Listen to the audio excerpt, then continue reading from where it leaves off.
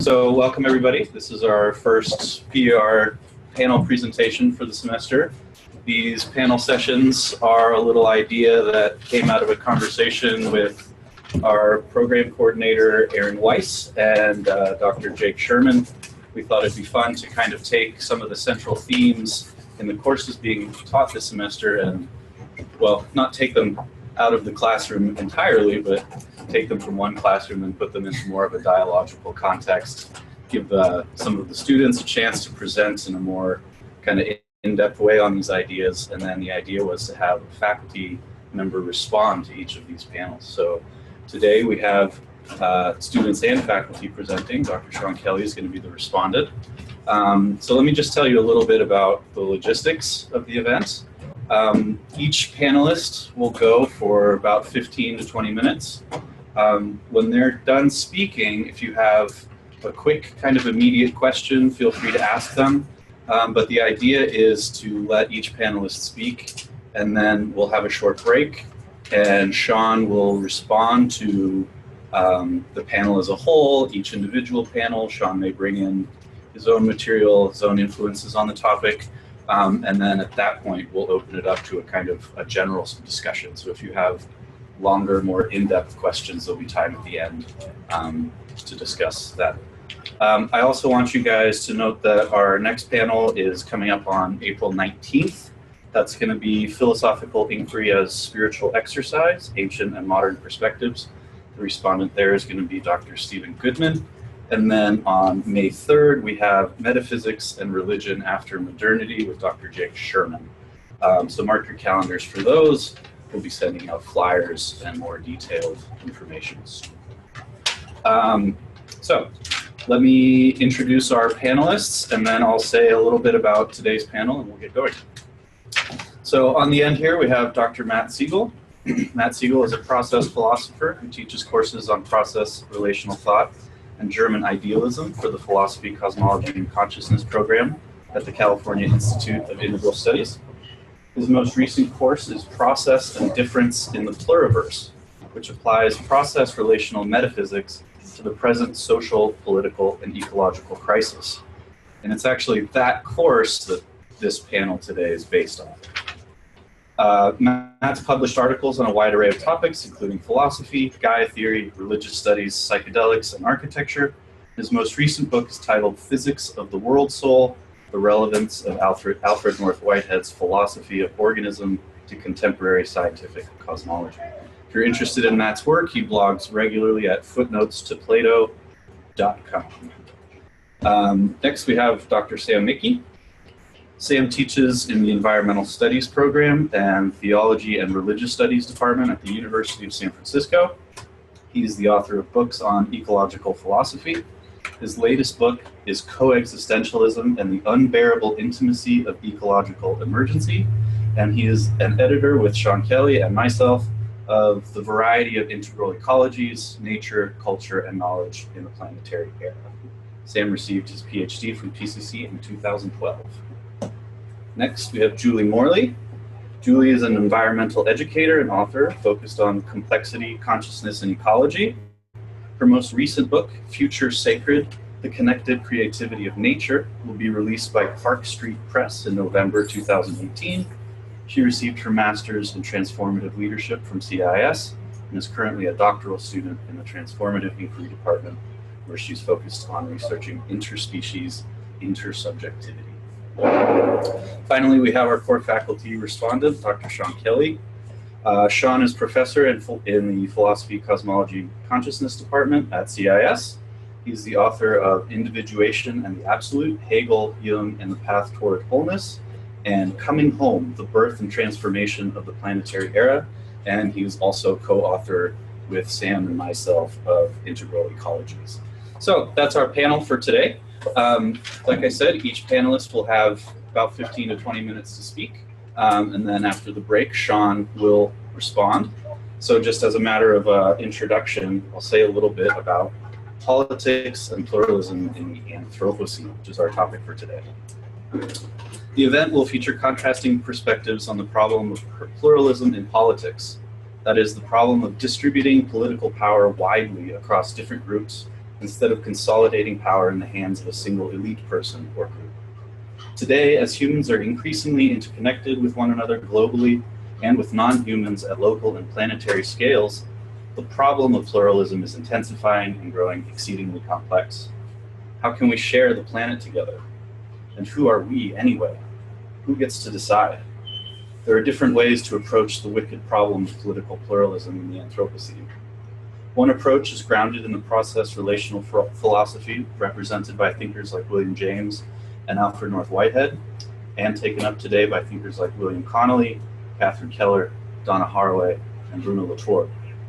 Another approach is based on the dialectical philosophy of Hegel and its permutations in Marxist thought, including the dialogical philosophy of Edgar Morin. The third approach this event will introduce comes from the legacy of phenomenology and existential philosophy, represented in thinkers like Martin Heidegger, Hannah Arendt, Guattari Spivak, and Jean-Luc Nancy. These various approaches will be put into dialogue with each other in the interest of sharpening their contrasts and locating possibilities for building philosophical and political coalitions. With that, Matthew. Thanks, Adam. Well, it's a delight to be able to think with my esteemed colleagues here today. Back in December, we had a PCC symposium where I presented a sort of teaser or a trailer for my course, which is now about 70% over. And in that trailer, it's always dangerous to speak off the cuff and too quickly in an attempt to summarize Hegel. And I think Sean was in the audience and wanted to continue the discussion around my characterization of Hegel. And I think I want to start off by just expressing, even though I do orient myself in the camp of, William James's pluralism and Alfred North Whitehead's pluralistic process relational thought, I have deep admiration and appreciation for Hegel's accomplishment. And I was reminded as I was preparing for this of Michel Foucault's famous lines about Hegel, where Foucault says, to truly escape Hegel involves an exact appreciation of the price we have to pay to detach ourselves from him.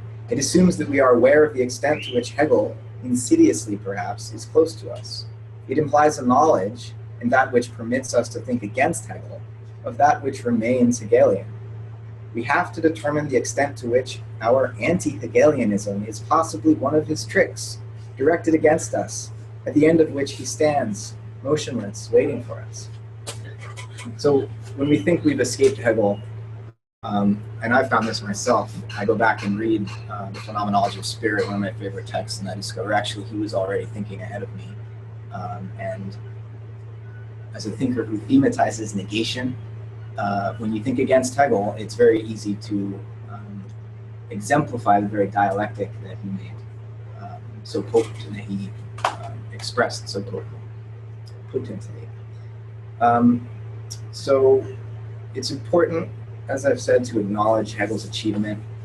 He claims to have achieved absolute knowledge of spirit and to have at least foreseen the becoming concrete of this spirit in the historical, social, and ethical life of the human community. And that is a project that remains for us to accomplish, perhaps. Maybe not in exactly the way that Hegel foresaw it, though. Another important thinker who inherited the legacy of Hegel is Marx, of course, and Marx read Hegel upside down, but he still read Hegel very closely.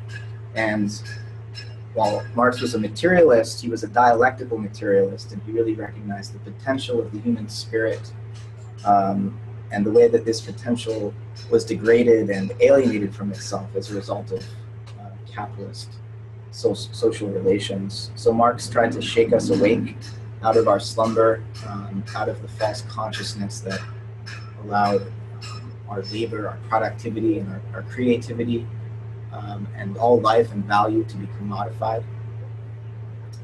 So it's really not easy to do better than Hegel and Marx in terms of understanding and diagnosing, prescribing action to overcome the contradictory situation that we find ourselves in today as capitalist subjects or neoliberal capitalist subjects.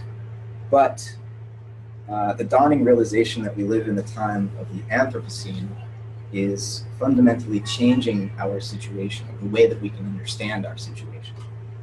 We can no longer talk about the non-human world, about what used to be called nature, as though it was something separate from us, some kind of inert background or stage upon which human history progresses.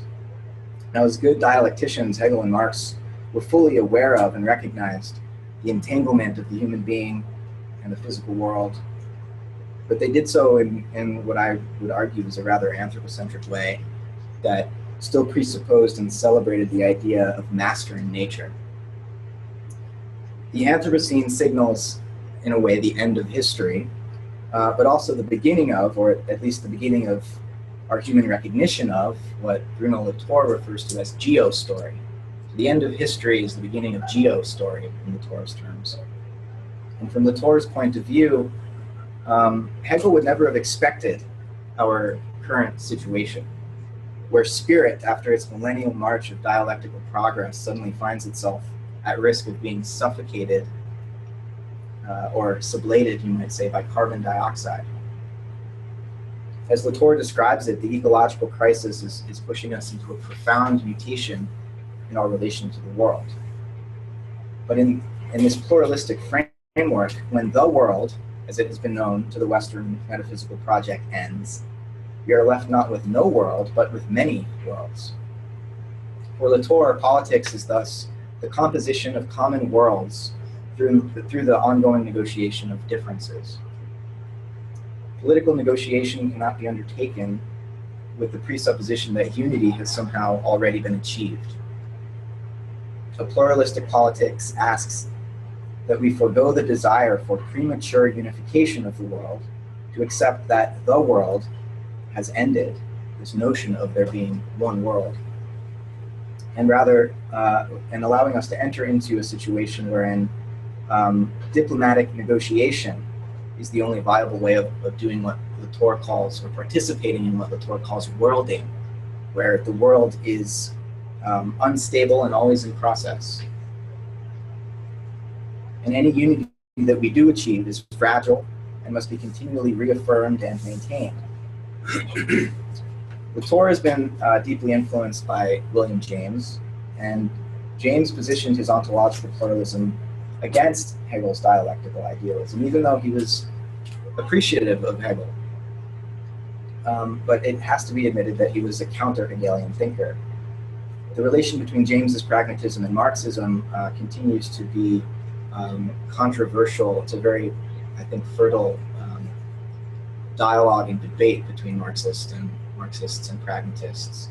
I'm not going to get too much into that, but it's a living controversy about to what extent James was apologizing for capitalism, or whether his pragmatism, his way of thinking, and his pluralism could be marshaled in a more critical way. It's clear that James was very individualist in spirit.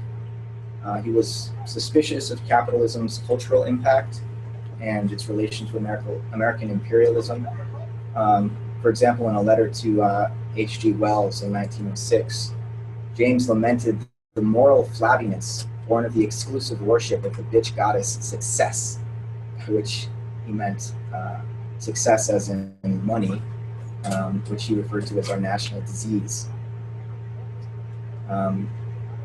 James is famous for this metaphor of the cash value of a proposition, and that particular metaphor has been criticized for sort of playing into the norms of a capitalist society where everything does reduce to cash value. I think that the reason that James stuck to that metaphor, despite his criticisms of capitalism and despite many other philosophers' criticisms of the metaphor, is that in the second part of his life, as he became more popular, he got into some financial trouble and he really needed to lecture for a living. And so he was thinking of his own lectures as he traveled across the country in terms of their cash value. How much could he make from these lectures to support his family and pay his bills? I think that's one of the reasons he was really stuck on that metaphor rather than somehow supporting a capitalist society's reduction of everything to cash value. So while James tends to think in terms of individuals, his individual is one who is sympathetic to meeting and being transformed by novel differences, an individual whose selfhood is leaky and perforated by human and non-human otherness, and who is always in the making and open to question and ongoing revision. James doesn't isolate individuals from one another or from the wider world in process. I quote James at length here to give you a sense for this from his lectures, A Pluralistic Universe. He says, every smallest state of consciousness, concretely taken, overflows its own definition. Only concepts are self-identical. Only reason deals with closed equations. Nature is but a name for excess. Every point in her opens out and runs into the more.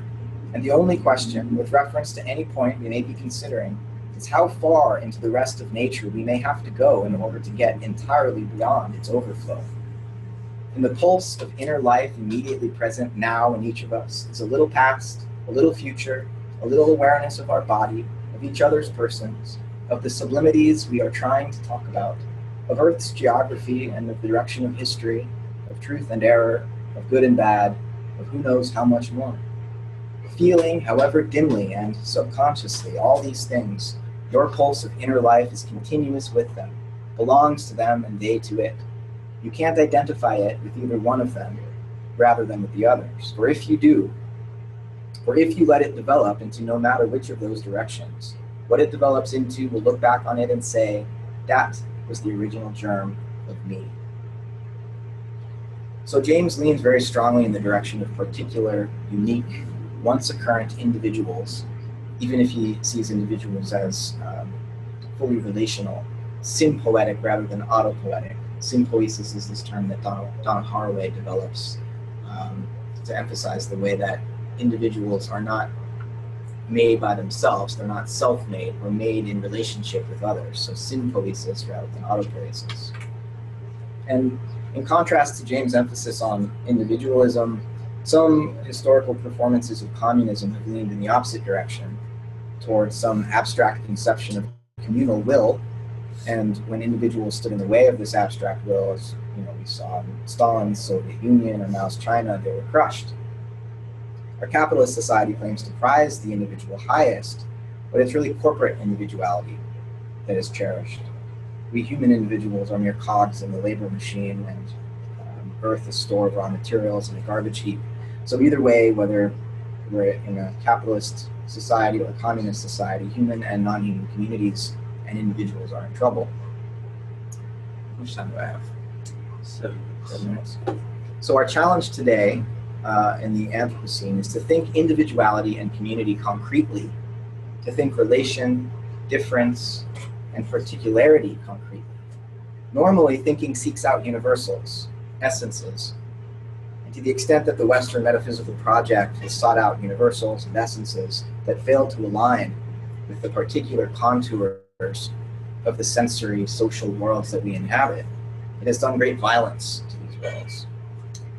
As a result of the failure of our ideas and our concepts to cohere with reality, that is, to sympoetically relate to the communities of actual organisms composing the living planet, these concepts have functioned to destroy them. Humans, whether we like it or not, are in community with these organisms. Our worlds overlap and perforate one another. We touch interior to interior, my inside bleeding into your inside, bleeding into all non-human insides. But our subjectivities do not just add up to or sum to some seamless globe-like mind. Latour is constantly reminding his readers that Gaia is not a globe. Gaia is an emergent assemblage of historically contingent evolutionary events that continue for now to hang together as a whole, but that are not preordained to do so, which the ecological catastrophe has made us all too aware. To the extent that we earthly inhabitants are all internally related to one another, we form a network of entangled, overlapping perspectives where each perspective is still unique and once occurrent, novel, and yet each is also related to what has come before and will be related to what comes next. We are individuals in communion, communities whose wholeness subsends the individuals who compose them. Now, subscendence is a concept developed by Timothy Morton. I don't know if he first developed it in his book, Humankind, but he certainly unpacks it there at length. And for Morton, subscendence refers to the way that wholes, like Gaia, are actually less than the sum of their parts. We're so used to saying that wholes are greater than the sum of their parts. Morton wants to say that we need to start thinking in terms of subscendent holism, or what he calls implosive holism, rather than in terms of explosive holism. So explosive holism would be the sort of holism that led Stalin to murder millions of individuals to save the Soviet Union, or that led some environmentalists, to emphasize saving species all the time, or even saving the whole planet, and not necessarily paying as much attention to saving individual organisms. Species don't feel pain. Individual organisms feel pain, right? So in that sense, the parts are greater than the whole. The individual organisms are in that sense greater than the species. Which isn't to say that we shouldn't protect species. It's just pointing out the way that holism can sometimes operate in this overly abstract way. So the question becomes then, how do we think pluralism, difference, and diversity concretely and not abstractly? Because when we think particular identities or individuals abstractly, we do violence to them.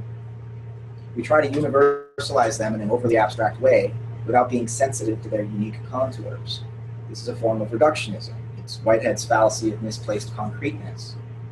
We can reduce individuals up to the whole, or we can reduce them down to their parts. And pluralism is trying to find a middle path between both forms of reductionism. It seeks what James called a strung along sort of holism, not a global or continuous holism where each thing is connected to everything else in exactly the same way. Instead, as Donna Haraway puts it, and I quote, "Nothing is connected to everything, even though everything is connected to something." And maybe this is something like what Hegel means by the concrete universal.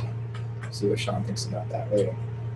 So thinking pluralism concretely means stepping out of a sense of exclusively human society, out of the self-enclosed social bubble that used to insulate us from any access whatsoever to something called nature, or at least made us think we were insulated, from something called the environment that stands in wait over there for science to objectify into knowledge, or for the economy to commodify into money. Thinking pluralism concretely means stepping outside of the monetary monism of contemporary capitalism, where all value is reduced to exchange value in the human marketplace, to instead become part of a democracy of fellow creatures, as Whitehead puts it. To become part of a Gaian society where values pervade the biosphere, and nature, if we want to still call it that, which I still use the word, is no longer just a realm of inert law-abiding facts, but an assembly of creative, expressive agencies whose interests must be welcomed to the political negotiating table that for too long has been restricted to humans, and indeed not even to all humans, to some portion of the human community. So thinking pluralism concretely means walking out of the old Copernican universe, forgetting the mastery-seeking knowledge supplied by the monotheistic gaze of science, in order to inhabit a new cosmos composed of infinitely many perspectives, more a pluriverse than a universe. That's what I got.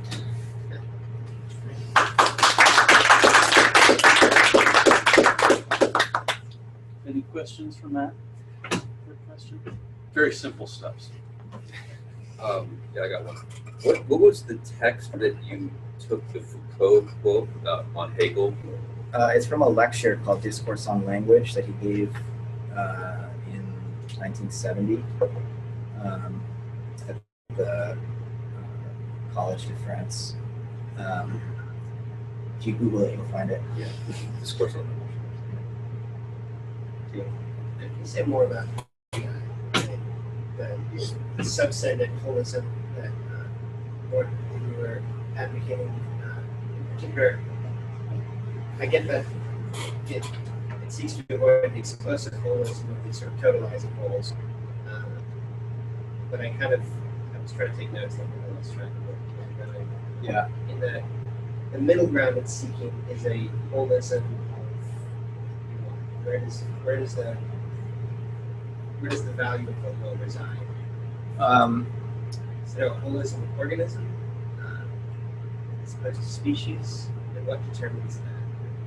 Right. It's an attempt to think holism in a way that isn't reductionistic, right? Sure. It doesn't lead us to have to claim things like, where all of humanity becomes some like master category that floats above particular humans, so that as long as we have humanity's best interests at heart, we can hurt individual humans in whatever way best serves that end of protecting capital H humanity. So it's a way of thinking holism in a way that recognizes the very different way that the parts of a whole are connected, and thinking relations in a way that recognizes the uniqueness of each of the nodes. It's thinking holism in more of a network way than a way that would reduce all the parts to sort of replaceable components that can be changed out without losing something valuable and essential. So I think it's Morton's way of critiquing a more like the deep ecological view. I get that. I'm just trying to figure out where does the value? It's like, so in my body, there's all sorts of constantly trading out bits of me all the time. Right. I'm constantly trading out bits of me all the time, and I'm not terribly vexed by a lot of that, and don't think that I really need to be, right? So it's called respiration, there's nutrition, and also just the molecules that I'm swapping out like bits of the ship of Theseus all the time. But that's not, those are parts of me that I do kind of more or less think at. They can come, they can go. Right. But we don't want to think that way about individual humans, creatures, flora and fauna, right? And I'm just curious where the distinction of attaching value to one of these things or not, with the principal reason for attaching value, say, to an organism as opposed to the molecules that make it. Right. I'm trying to think in Morton's terms here, and I'm not sure how to answer that question in his terms. Sam might know better than I, but in Whitehead's terms, his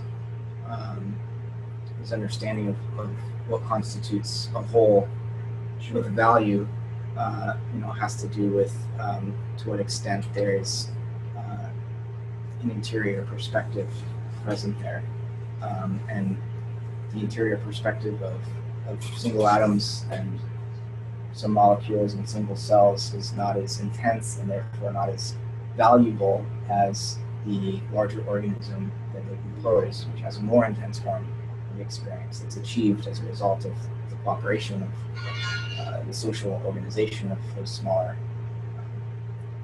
goals. So that's Whitehead's way of thinking about that problem. But thinking wholes and parts is tricky, and I think a dialectical method helps here in the sense that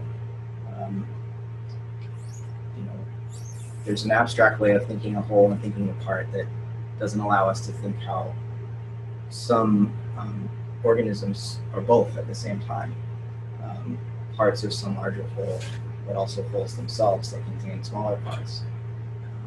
And so I think what I take from Morton is that we need to think more carefully about the ethics of holism, and that it can lead us into trouble if our conception of the whole is too abstracted from the parts that compose it. It's a good question to push back on.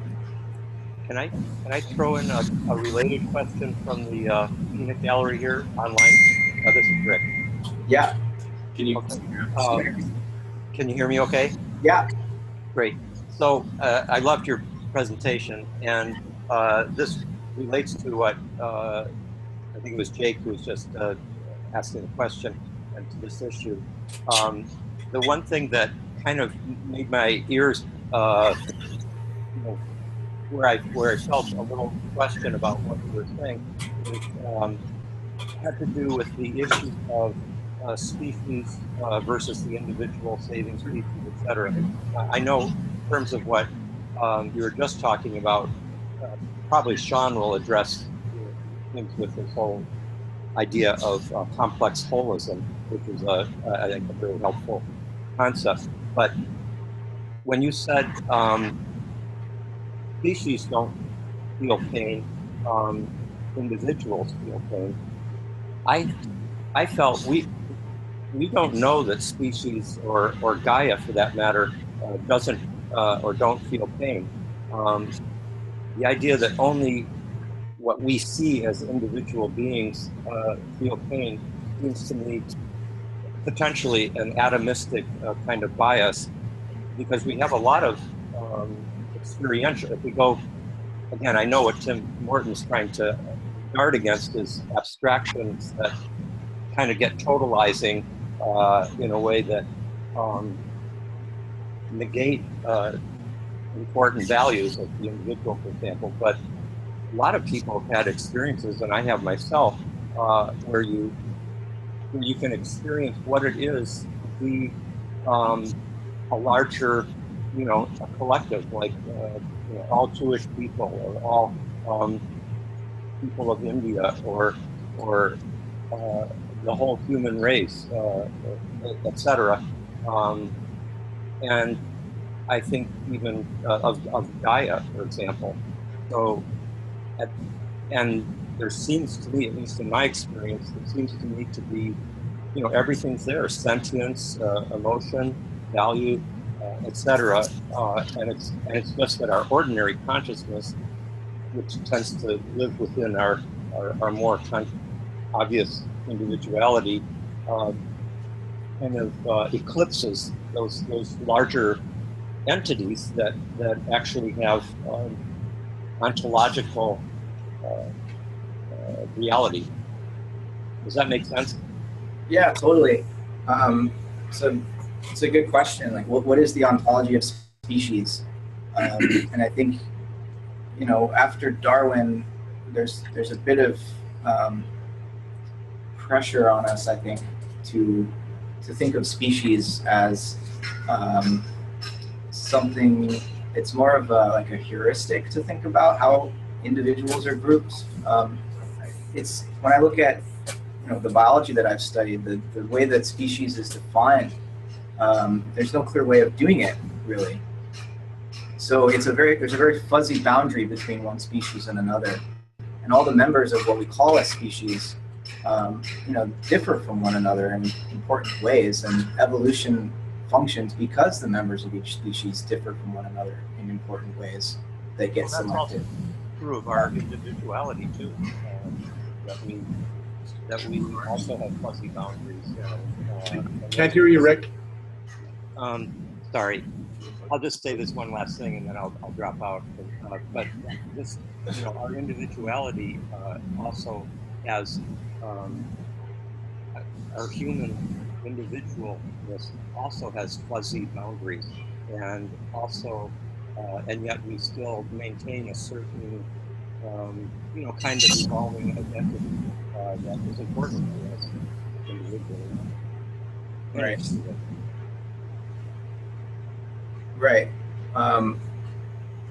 Yeah, I mean, it's those individual differences is what makes the species boundary fuzzy too.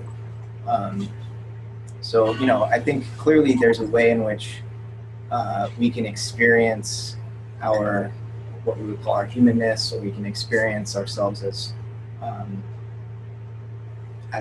Gaia, perhaps. But I think it's always an experience that's through our lens that's going to be characterized by our perspective as individuals. But it's a good question. I think it's important to try to come to terms with what the ontology of species is in a post-Darwinian context. There's a lot that we can go into there, but I think my time is probably Sure. elapsed for this portion of the Thanks panels. for entertaining me. Thanks, Rick. Good question. Yeah, I do think we should move on to Julie's presentation, but in case any of the panelists have an immediate response to what Matt just said, or any of these questions, maybe we can just hold it to the end. Okay. Okay, so we'll move on to Julie next. Can I hook this up to the main frame? That's a good question. Oh, is this supposed to be done before? Do we have an adapter for this? I might have.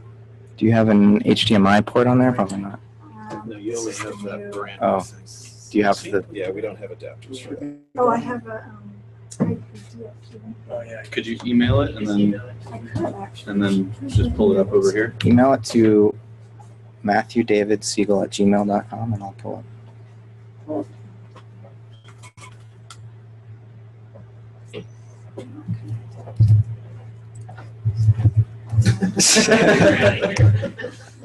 Man, what do I even connect to? Oh, I know. Oh, go to student Wi-Fi. So where's the Wi-Fi? Oh, is it down? And do you need the password? So as guest? No, don't do that one. Do the student Wi-Fi. So it's where, I don't know the password for guest. where's the? Is it? The X on the bottom there? Oh, this Bottom isn't. right, where it's- This isn't hers. This is. Oh, This that's is this one. yours. Oh, I see. I mean, if everybody will be able to see it, I can just turn it around. I mean, Oops. if it's going to It would take be too long to great. do this. Did you see? So go back up. You see? Oh, students, CIS student. There it is. Okay. Yeah. So password? Wi-Fi number 4 students.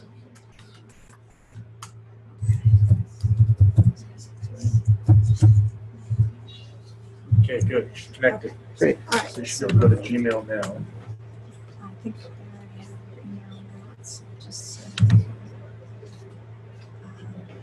You might have my CIS email, but is it?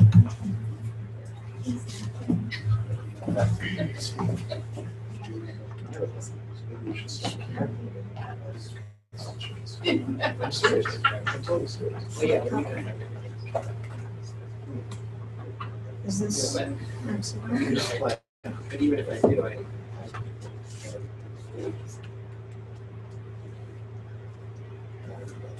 Sure.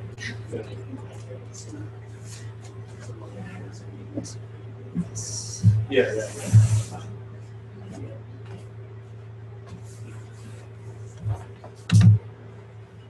Okay. Should be signing to your email.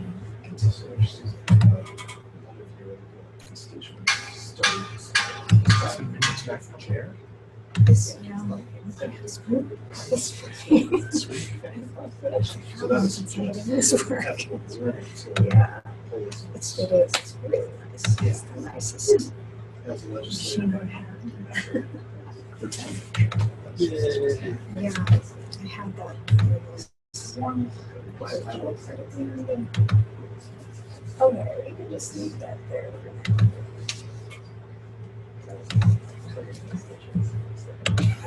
Hi.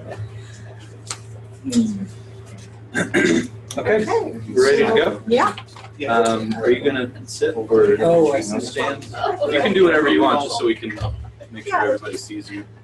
Yeah, you guys probably can't see me completely, so maybe I will stand just to make sure This is, everybody can see and hear me. yeah, you're good right there. All right. So don't look at that yet. Yeah, that'll work. So, you know, one of the things I love about CIIS is that I've been invited to the PCC fire to barter ideas, even though I'm from the TSD department.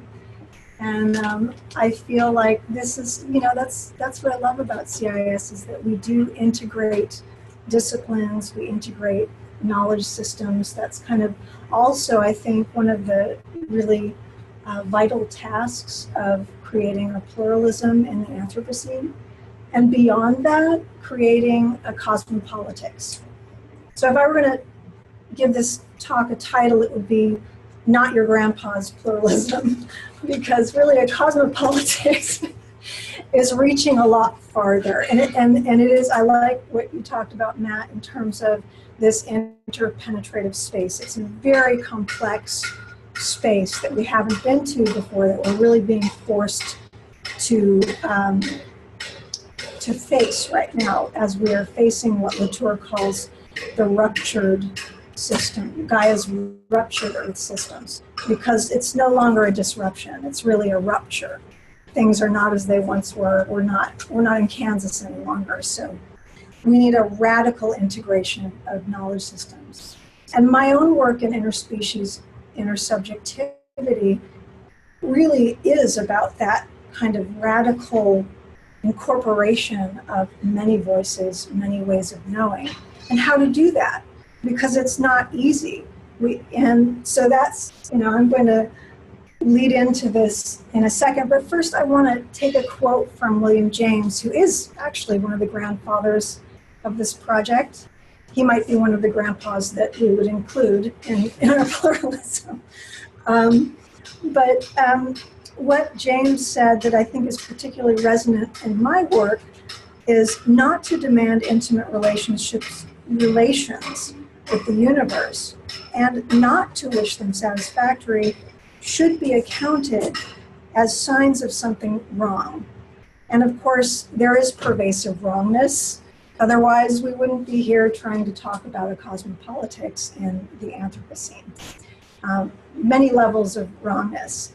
And I attribute this partly, but it is a complex situation, to a certain lack of ability to create intimate and satisfactory relations that comes of our sort of Cartesian way of thinking about the world. I call them Cartesian intimacy issues, and I think we all have them. I certainly do. So also, I think it's interesting that James never really endorsed panpsychism, but here's one quote from his lecture notes that from 1902, 1903. This, I wonder if this is part of the lectures he was giving for cash, but I'm not sure, because he does say pragmatism would be his method, and that panpsychist pluralism would be his doctrine. So although he never formally sort of endorses panpsychism, he does, it does seem to be like a pervasive thread in his work. And why that's important to me in terms of my work on interspecies intersubjectivity is because this comes up. Panpsychism, process relational philosophy, panexperientialism, these are all parts of the discourse, the relevant discourse of what you might call post-humanism, but what William Connolly calls entangled humanism, and what Donna Haraway calls compost humanism. I really like compost humanism. I think I'm going to stick with that for my own purposes. But William Connolly talks about bumpy temporalities and assemblages of agency, and that's the way to see what constitutes reality. That there are different centers of agency that we can't even really see or quite perceive of in our daily lives, but that constitute reality. And Donna Haraway, of course, describes her compost humanism in terms of making oddkin in the Cthulhucene. And I love that, oddkin. Well, she says, don't have babies, make oddkin. That's a little much. I had a baby, I must admit. I don't regret it. But I understand what she's saying. Making oddkin, taking in the odd critters of the world. And I work a lot in rescue, so I find that very close to my heart, making oddkin of the one-eyed, two-legged cats and, critters that need our help. And when she talks about the Cthulhucene, what she's talking about is this chthonic or earthbound and tentacular aspect of the living world, and that tentacular thinking is really an expansion of what of Deleuze and Guattari's rhizomatic thinking. It's a different way of thinking about the world in terms of knowledge gathering from many different places.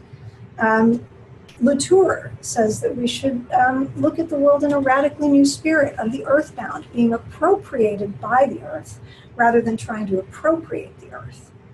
And you know, the list goes on. So many of these thinkers are talking about a disruption of our de-animated ontologies and creation of animate ontologies. And I think three main and central projects to what I like to call Conpost Humanism after Donna Haraway, because I think it's really good. I would say that one of the first real major tasks is the decentering of human agency.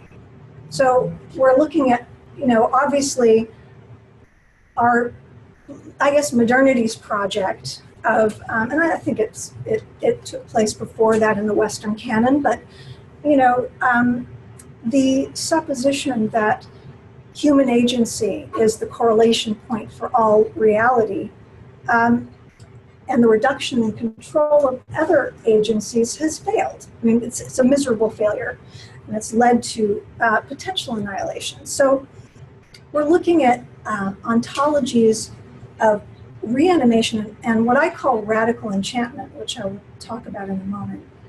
So that's the first thing, decentering human agency. And I would say the second, which that feeds into, is the creation of a possible metamyth. And that metamyth, I like Donna Haraway's word sympoiesis, a metamyth of sympoiesis that could incorporate radically diverse ways of knowing, radically diverse centers of agency. And I would say that the third major task is developing the tools of awakening and response. And that's where my work comes in, which will be a process for the rest of my life because this isn't an easy prospect, but developing these tools of awakening and response. Because I think we are awakening from what I call a Cartesian slumber. You know, we're awakening to this world. Whoa, you know, I mean, you don't even, when you start reading Timothy Morton, Donna Haraway, you don't even need to have taken LSD to kind of open your mind, right? And I think the cultivation of interspecies intersubjectivity is a vital and central part of all of these three tasks of creating a cosmopolitics.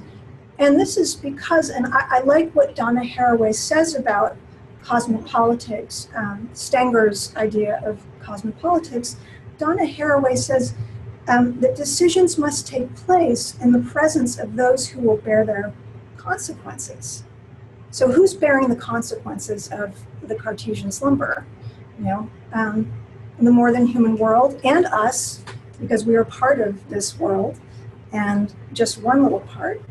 And of course, the most vulnerable. So we need a cosmopolitics that's not your grandfather's pluralism. So now we can get to this. You can now look at the slide. So in this task of decentering human agency, I think Wittgenstein is a good place to start. Of course, and I'm sure all of you know this very famous quote of his: "If a lion could talk, we couldn't understand him." So the hermeneutics of this quote are vast, and I could spend probably 2 days talking about them, but I cast my net and pulled up a little pearl from a man named Kerry Wolf. And if you don't know of his work, look into it, because he's really an exciting voice in animal theory at the moment. And what he says, he suggests that Wittgenstein is making possible with this remark a conventionalist understanding of the shared dynamics of world building that need not in principle be tied to species distinction at all. And so sharing the dynamics of world building, most people in this world are conventionalists. We are this strange minority of people who are thinking about stuff like this. But I would suggest that, you know, a shared dynamics of world building, you know, doesn't rest upon sharing a culture, sharing a language, and other animals do have cultures and languages, many, many, many. And I would maybe think that all of them do, but I'm kind of radical. But, we share a planet, we share sentience, we share, but I think we share most of all the looming singularity of finitude, both on a personal level because we all die, and on a collective level right now because most of us could die, and so except for the very, very most resilient creatures, which are actually the least like us, right?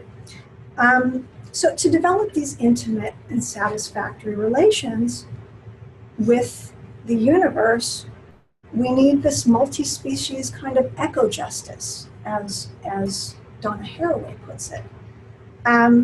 Because centers of agency are everywhere intersecting, and at this point, they demand our attention. And that's one of the things that Latour points out, is that we are facing these ruptures and we are starting to feel the presence of these different kinds of agency. And we have to do this. We have to find a way because, as Latour points out, we are love-locked. He calls it love-locked by way of James Lovelock. He points out that Galileo, he broke us out of the sublunary. We became spacefarers because of the legacy of Galileo. And that's a beautiful thing. I'm a sci-fi nut. I love the prospect of interstellar travel. But Lovelock came along in the 70s and said, well, wait a second. This very fragile state of disequilibrium was created over billions of years and is not easily replicated. There's no planet B, as that typical saying. Well, it's true. It's very hard to replicate a biosphere as complicated as ours. I mean, the 1% could make it to Mars, but I'd like to see them fight it out over the really scarce resources, It takes a lot to create the abundance that we've had. And there's something that Edgar Morin, the French philosopher Edgar Morin, says about what's happening with the world. And he says this, I think it's in On Complexity, it might be in Homeland Earth, maybe both, but he talks about the shrinking world. That, our human population is growing, and we're highly connected through this internet that we've created. Our borders are merging, and that means many, many different kinds of border crossings. So these border crossings, I think, are going to be the final frontier, these spaces of intersubjectivity, and especially interspecies intersubjectivity. And I would say that those are going to be the final frontier of our time. 5 minutes. I have to get moving. So this space of interspecies intersubjectivity, we're trying to move into these spaces, and it's very difficult. But we have to create a meta-myth somehow that is inclusive of many diverse voices. So now I want to turn to the next slide, and I'm not sure how to do that. Okay. So all these cool postmodern philosophers have cats, right? And so of course Deleuze, Derrida, and Foucault. But I want to concentrate on Jacques Derrida's Logos, his cat, Logos, who catalyzed, I had to say that, an entire animal theory. And so he wrote in a sort of a repost to Cartesian thought this work called The Animal That Therefore I Am, and I want to turn to the next slide if I can. Sorry. And I just want to hone in on the last part of the quote. And in these moments of nakedness, as regards the animal, everything can happen to me. I'm a child ready for the apocalypse. And I think this is very poignant because what he was talking about, of course, was an apocalypse of ontology, shattering the de-animated ontologies, shattering what came before. He was a deconstructionist, so that's what he liked to do. And, that is what we have come up to At this point, though, Donna Haraway critiques Derrida respectfully by saying that he missed an opportunity. You know, she says he did not become curious about what the cat might be doing, thinking, feeling, or perhaps making available to him and looking back that morning. And she suggests that we develop, you know, a responsibility, meaning that we need to respond to these opportunities of gazing back toward the non-human center of agency. If somebody could, thank you, Ashton, I appreciate it. So, and I like what Haraway says about this. She talks about this sympoiesis, meaning that we no longer can sustain the myth of autopoiesis, that everything is self-created and self-sustaining. Everything is created out of everything, and we are never creating in a vacuum. Everything is, it has this sense of being interpenetrative. The water cycle even. All the water on Earth that's ever been and ever will be is the same water. Everything pees it out and drinks it in, and it rains, and you know, we're all connected by way of this. And she talks about this sympoiesis, and I think that's part of needing to develop a meta-myth of sympoiesis. And I like what she says about sympoiesis being a carrier bag for ongoingness, because we need a decolonized, non-extractive space, which is this hybrid space of interspecies intersubjectivity, in order to explore that vast unexplored territory by way of Cartesianism, that vast territory of that's made available by that border crossing. And, you know, a couple of my interests right now, and Ashton, can you turn to the next slide? I'm very interested in citation culture, because any positivist will say, well, you can't say anything about these brains. You can't tell anything, you know, don't even talk about the difference between these brains. But, you know, anyone can see that the dolphin brain is a little more interesting than the human brain. And actually, positivist science is now admitting that, yes, the dolphin brain is incredibly complex and much more complex than our brain. And I can talk a little more about that if anybody wants to ask me about that. But, you know, we need to find ways of being with and doing scientific research that actually allows for a sort of what Schelling actually calls a metaphysical empiricism, which is a complement to objective empiricism. I think objective empiricism is wonderful. It's rendered so many interesting facts about the universe, but we also need a way of developing intimate and satisfactory relations. And so we need to turn to these ambiguous, maybe aesthetic spaces. And can you turn this? Thank you. Okay. So also micro-agencies, these centers of agency that we can't even see. The tardigrade ask us about resilience. I would like to ask them about resilience. I mean, they're 600 million years old, some species. They can turn themselves into what's called a ton, which is a little dehydrated ball when they are not in an adequate environment, and they can stay dormant for many decades and rehydrate themselves when there's enough water in the environment to do so. They can be blasted into outer space and survive. So I'm interested also in what can we learn about resilience from a tardigrade? What can we learn about complexity from a cetacean? And we need to also do this with a relational axiology, meaning we need to find ethical spaces for these experiments, ways of decolonizing that space of finding out and being with. And, you know, I would say that in conclusion, this unavoidable fate that we share of finitude has really pressed the matter of us exploring the world in a very radically different way. And that we need to include many different systems of knowledge.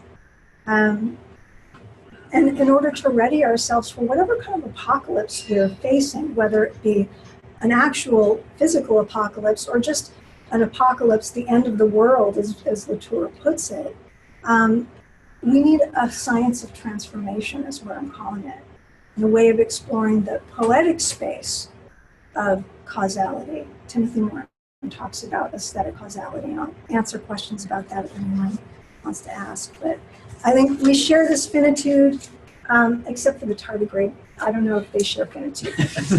So.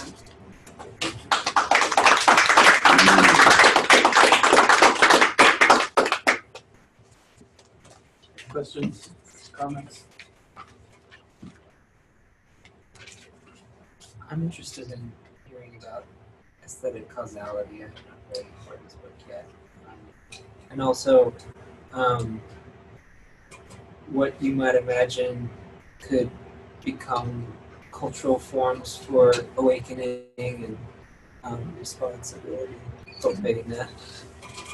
Yeah, well, there are a lot of really interesting things going on right now in terms of creating these sort of hybrid spaces, these safe, hybrid, decolonized, non-extractive spaces for research.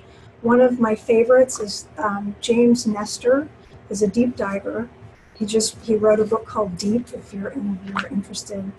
He's teaching scientific researchers to dive with whale pods, free dive, so that they can actually experience the feeling of being with a pod. And they've described this feeling of the sonar clicks rumbling through their bodies so loud, so intensely that they can barely stand it for very long. To feel the power and immensity of these other beings that are so cognitively complex. But these things are happening. There's more than human participatory action research, where researchers consider themselves co-subjects with non-humans, and they design their research around the input of whatever being they are bringing into the research. And they, they'll have dogs come and teach them how to design something. And it's fascinating work. Also, Donna Haraway, if any of you go to her page, she has a wonderful site on all of the projects that are going on in Symphoiesis right now. Aesthetic causality, maybe Sam will be covering that.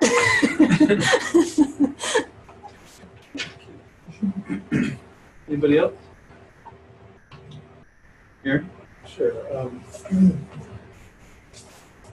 a kind of general way, what I'm hearing so far in this conversation, in both presentations, I'm thinking a lot in terms of a conflict between a holism, right?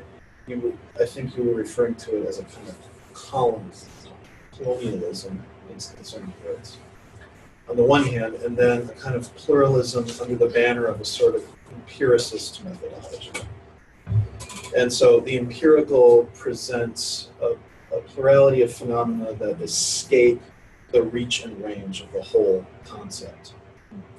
And so we're trying to, but we recognize that there's a certain sense of integrity that we do have, or that we think. And so we're trying to resurrect a kind of quasi-holism or something like that. And so I just wanted to kind of bring that up. I'm still kind of vexed by it, I guess. I'm not sure how those things really cohere. Maybe this relates to the question about agency. We're talking about an imperative for a decentralization of human agency. But I feel like there's a crisis of a loss of agency pervading so much of our experience as humans. Like so much of the kind of radical interrelatedness, co-implicatedness of our world makes me, for example, feel quite deficient in agency. So I'm confused about that too. It almost seems like there's a certain recovery of agency that we can say is being called for in this conversation. And so I just wanted to bring all that stuff up, including the fact that a lot of, say, indigenous and traditional cultures have quite a value on notions of wholes and agency. So how does that work with all of this kind of stuff? So anyway, just a kind of smattering of themes and questions that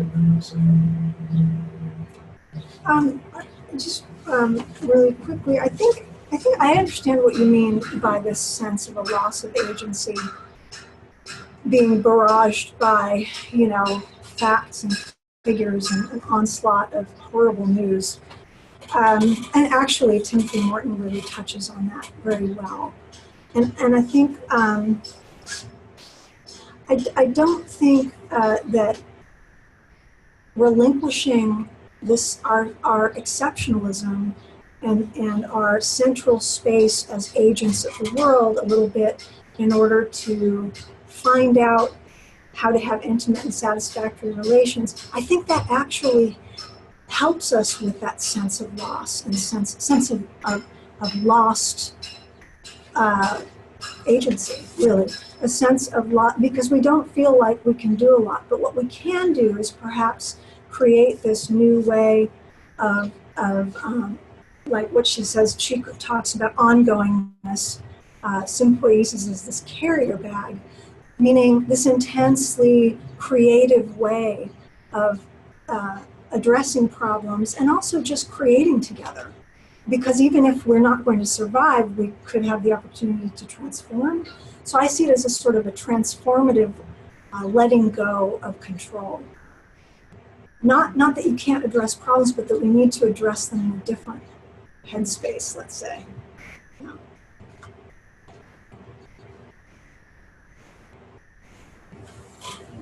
Okay, I think we'll move on to Sam.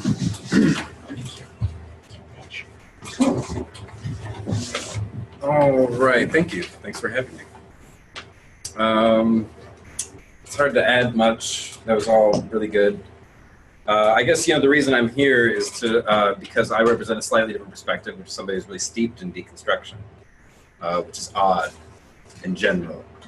Even people who are like, no, I like Derrida, they're like, no, I'm not gonna like read it and deal with it. But like, yeah, I saw the documentary and he seems like a nice guy. Or him holding his cat is adorable. Or that whole scene from The Animal That Therefore I Am. I mean, you realize what that was. He just gets out of the shower naked and his cat sees him. And he's like, oh my cat sees me naked. And Haraway's like, why don't you play with your cat, man? What's wrong with your cat? But that's, you know, that's about the level everybody wants to stay at. But for whatever reason, I got really into it when I was younger. And now new books come out by other people that are into deconstruction. I find myself liking it. And then later in the book, they're like, I'm a deconstructionist. I was like, oh no, unless it's got hold of me. So that's what I do. I do deconstruction. And, you know, thinking of politics is, you know, there's a book by Derrida called Politics of Friendship. You might think that's a good place to learn his sense of politics. Also, Spectres of Marx. That's a good one for thinking of his reading of communism and Marxism. A very, like, unconventional reading that happened just after the fall of the Soviet Union. But for me, it was this little book called Of Spirit. That was the thing that really got me into Derrida, because for me, I was always suspicious. Is this guy sufficiently enchanted? Is it spiritual enough? Is it religious enough? Where's a sense of the sacred? And, you know, you hear all kinds of negative stuff about Derrida and postmodernism. I don't know, is it really there? But Of Spirit, you know, I got a sense of the spirit of deconstruction, reading about the deconstruction of spirit. And it's specifically about Heidegger, who's an even worse person to mention if you're talking about politics. Because, you know, the Nazism thing, right? So that's the tradition I'm working with and thinking, like, what can I bring aside from all kinds of weird defenses? Like, I know I swear these guys are worth reading, here's why. Like, I don't want to just bring that. So I thought, what could I you know, bring to this that would help discussion? And it'll be about cosmopolitics, right? But the idea is to start distinguishing between different types of cosmopolitics. So let's just go back to the beginning. Where's this word cosmopolitics come from? It's Diogenes, the cynic, who says it first. You know, Diogenes, he was like kicked out of his home country for like fraud, for minting money that wasn't really officially money. So, you know, there's an anti-capitalist thing already. And so he's displaced, he's homeless, and he's trying to learn to live in Athens.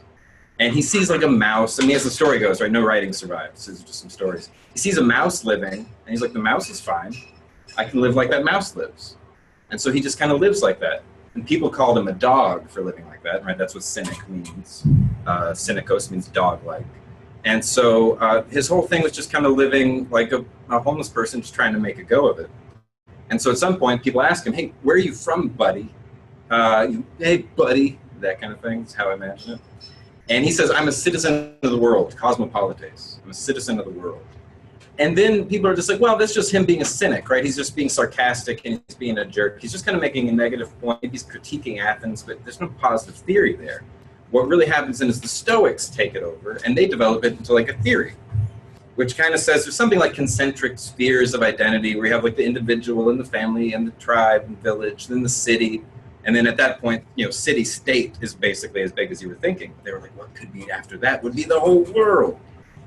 And that theory develops all the way to people like Kant, who still has the idea of like cosmopolitanism to be the way we have a peaceful global civilization, where everybody's hospitable to everybody else, regardless of your nationality or ethnicity or religious creed or sexual orientation or whatever it is, right?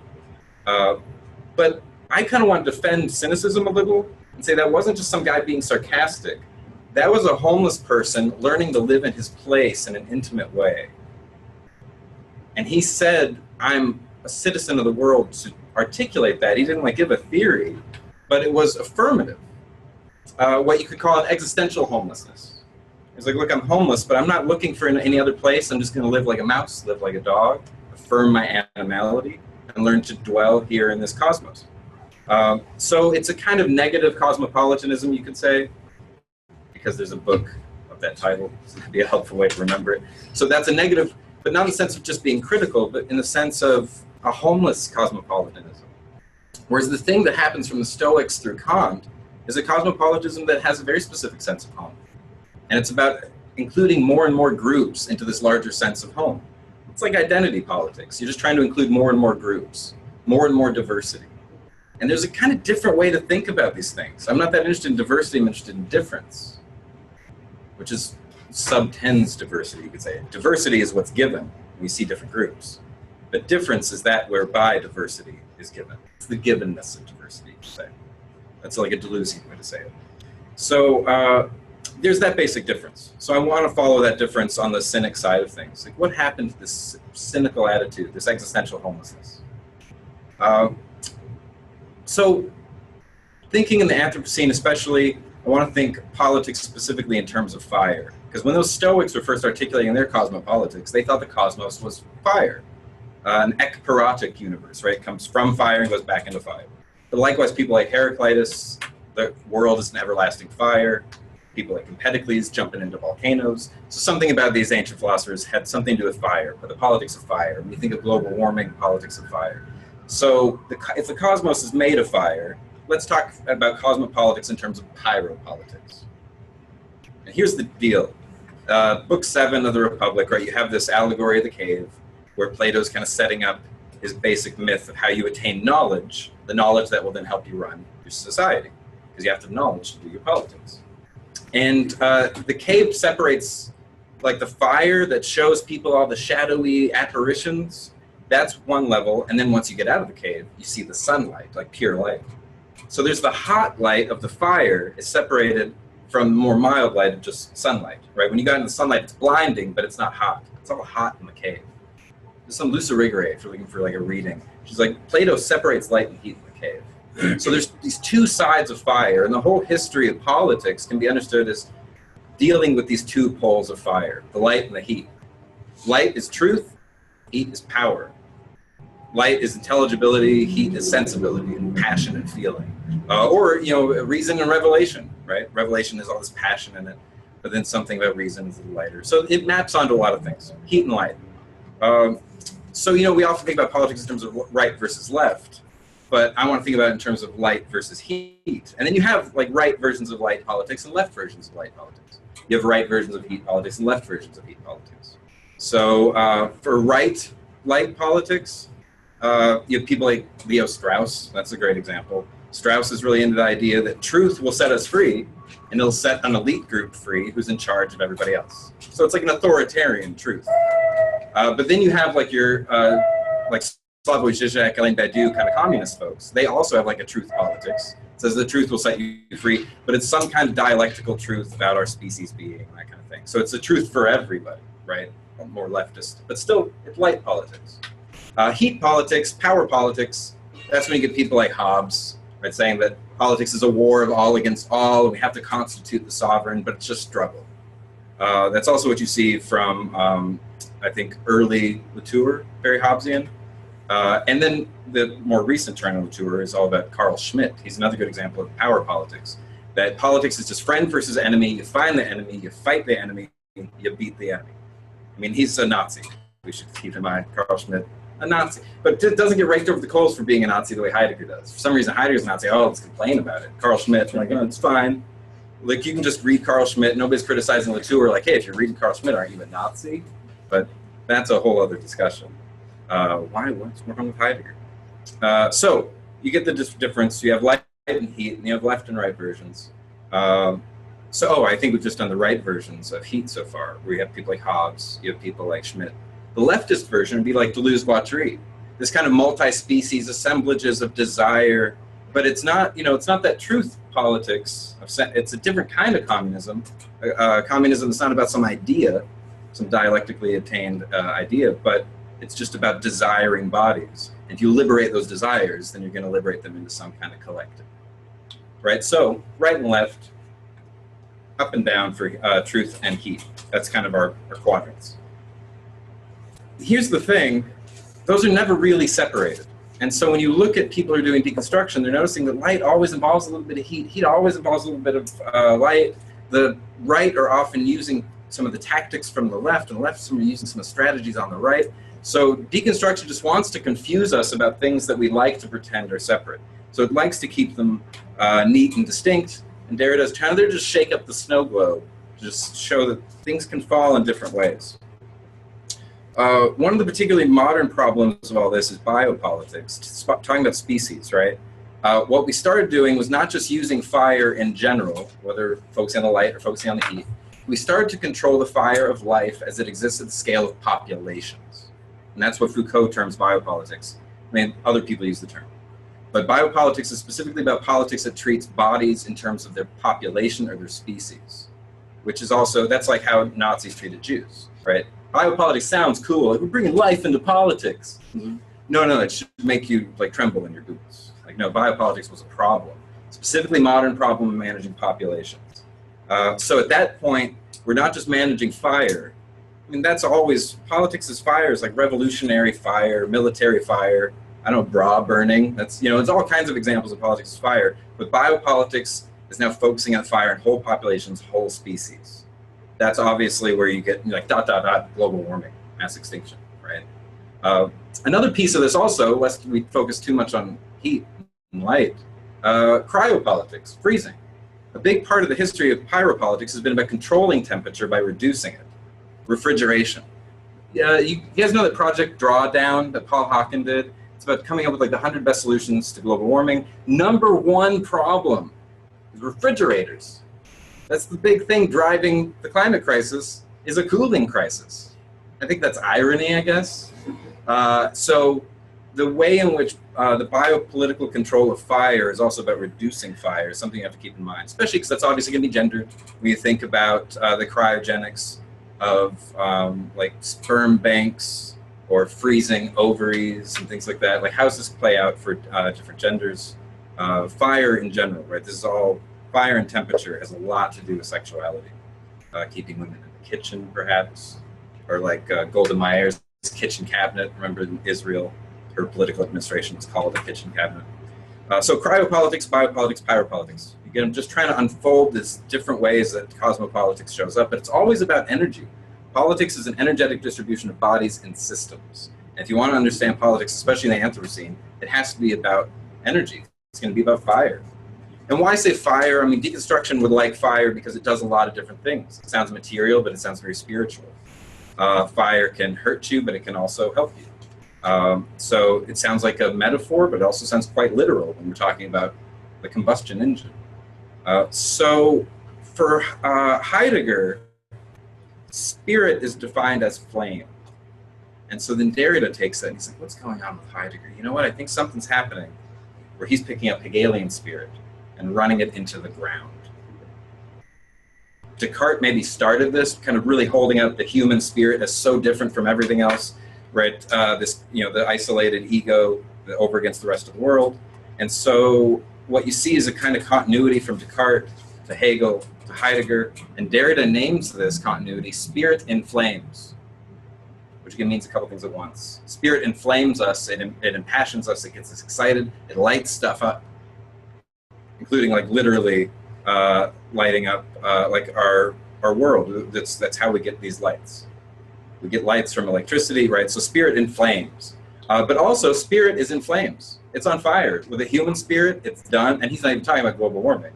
He just means it's done, it's in ashes, specifically thinking about the Holocaust. It's like, so it's over. Whatever that little human project was for modernity, it's in flames. Does that mean that we're totally post-human now? He's like, no, we're just in ruins, we're in ashes.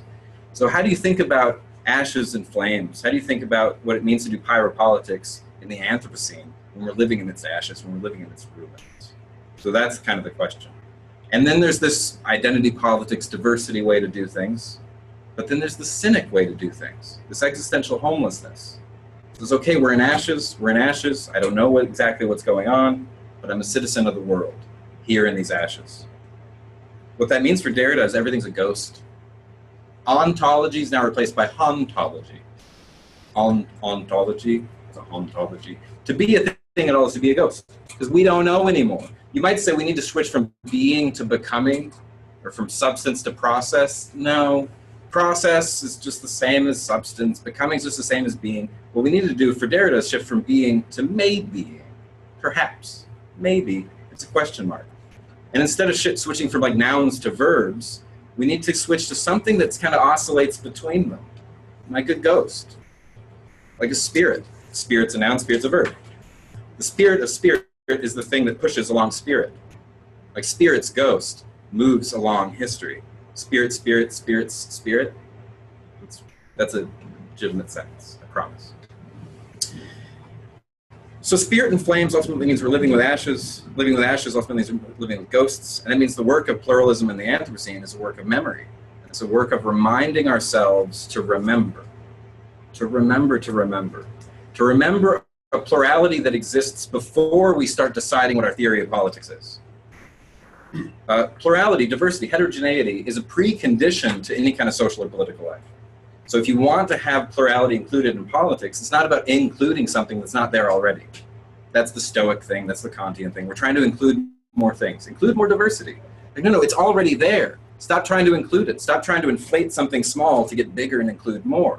What you have to do is recognize that things are in ashes, and we can remember the light. We can remember the heat, remember the fire.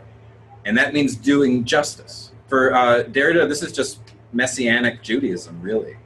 It's about remembering ghosts as a way to do justice to them. Not to bring them back, but as a way to do justice to them. And ultimately, that means not just remembering the past as if it's not the future. That means preparing a way for the future to arrive. So here's kind of an odd idea. The ghost is a past that's never really been present. And the future is a future to come, not a future that will be present. So remembering the past for him is a way of preparing for a new future. So that's all a little strange. I'll put this in a slightly different term. This is also what Hannah Arendt argues. Hannah Arendt is a much more, I guess, appreciated political theorist, regardless of if you're into deconstruction. She's the best example of somebody who studied under Heidegger that doesn't have a lot of controversy surrounding her, right? But a Jewish philosopher, writing a lot about totalitarianism, about the problems of evil. And for her, the big problem with Adolf Eichmann, right, the guy who was designing the trains for the Holocaust, he thought he could choose who he could inhabit the earth with. And Arendt's like, you can't, but you don't get to choose. And that's a big problem for Eichmann. He thought he could choose. And obviously, he wanted to choose to live without Jews, etc. But it's the same as identity politics and all this diversity stuff. We're trying to choose. We're trying to make the good choice. We're trying to make the better choice. But we're still trying. And who is the we who is trying to choose? It's the same old anthropocentric subject, the decider. If you remember George Bush, I'm the decider. It's that subject who's deciding who to include. Even though we're making the better decision, it's still a human subject making that decision.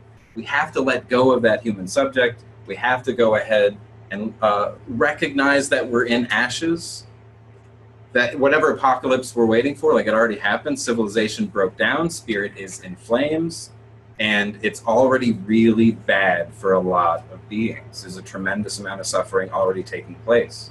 So if you want to include more beings into that, you're actually, that's more of a totalitarian gesture, right? You're just embracing them and including them and closing them. The cynic gesture is to say, no, we're already citizens of the world. We just have to accept it. Solidarity with non-humans is a precondition of our social and political life. We just have to accept it. So it's ultimately about acceptance. It's not about building up some big whole. This is the good news about the whole being smaller than some of the parts. We don't have to build up some massive thing to avoid capitalism or consumerism or individualism. We just have to slip through the cracks. We just have to let it be the case that we're not capitalists, that we're not consumerists, that we're not individualists. Let it be the case that we're ghosts. Just accept it. We're all ghosts. We're all shards of light, right? It's a more Kabbalistic metaphor. We're all just broken pieces of light. The point is to remember, and to remember to remember. So, I could have just explained Timothy Morton. He's the best example of a deconstructionist today who's working with ecology in the Anthropocene. I promised myself I wasn't going to do that. I was like, that's all I ever do. So, I'll just say, Being Ecological is a good book. Like, read that book, you'll get a sense of what he's doing. But we'll talk about it during discussion stuff, so we can talk more about the whole being smaller than some of the parts, which is also what Terence Deacon says, I should say, in Incomplete Nature. It's not just some weird deconstructive thing. It's also something that anthropologists, biologists say. So also, yeah, an aesthetic causality. I'll say that very briefly. Everything's a ghost. Everything causes everything is a ghost. So like, listen to the sound. That's a ghost hitting another ghost. It's magic. Or it's the force. Morton likes talking like Yoda. He's all into the force. But the point is, it's not like mechanistic causality. It's not like a lump hits another lump. He's like, no, that doesn't exist. Things aren't lumps. Things are specters. They have that kind of spectral shimmering. That means things don't really touch directly. They touch, when you heard a sound, it wasn't because these two things touched directly. It's because they translated each other into each other's world spaces. And that translation makes a little bit of a noise. But so everything has this kind of spooky action at a distance. Everything interacts that way. Kind of like when I see a bottle of Coke on a hot day and I'm like, oh, that looks good. That's how all causality works. There's an aesthetic appeal. The Coke bottle might be a horrible example since it's so capitalist. Or maybe it's the best example. A Coke bottle can teach us how to have intimate relationships with non-humans. And obviously you want to slip through that into something bigger, but it's a start. So everything acts that way. Everything has that level of causality. Even when fire burns cotton, that's an aesthetic event. The fire doesn't actually touch the cotton. What happens is the fire and the cotton enter into some kind of translation dance, some kind of hypnosis. They're basically hypnotizing each other. It's like mesmerism. You can think of it in terms of mesmer. Everything is mesmerizing everything else. So whatever Mesmer was doing when he was hypnotizing people, everything is doing that to everything else. That's how quantum entanglement works. That's how predator-prey relations work. Everything is hypnotizing everything else. To be a thing at all is to be in a hypnotic relationship with all other beings. All right, I'll leave it there.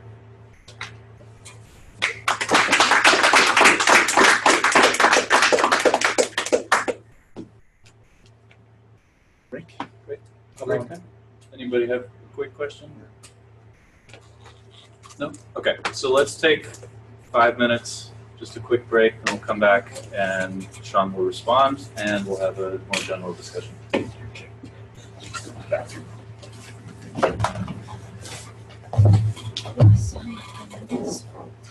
Yeah, it's good. Yeah, I do too, yeah. Yeah, humankind so specifically for like Marxists. It's just so, it's like there's one group of people, right? Yeah, there's a specific group of Marxists that don't like ecology because they name it right there. I'm like, oh, that's not. That's why they don't like it. And being from an ecology background, I'm ambivalent because I understand the desire to have a dark ecology available since ecology is also dark. Yeah. Awesome. Just watch your cat playing with a mouse and you get dark ecology. Yeah. No. Yeah, exactly. Yeah, no, that's true. But yeah.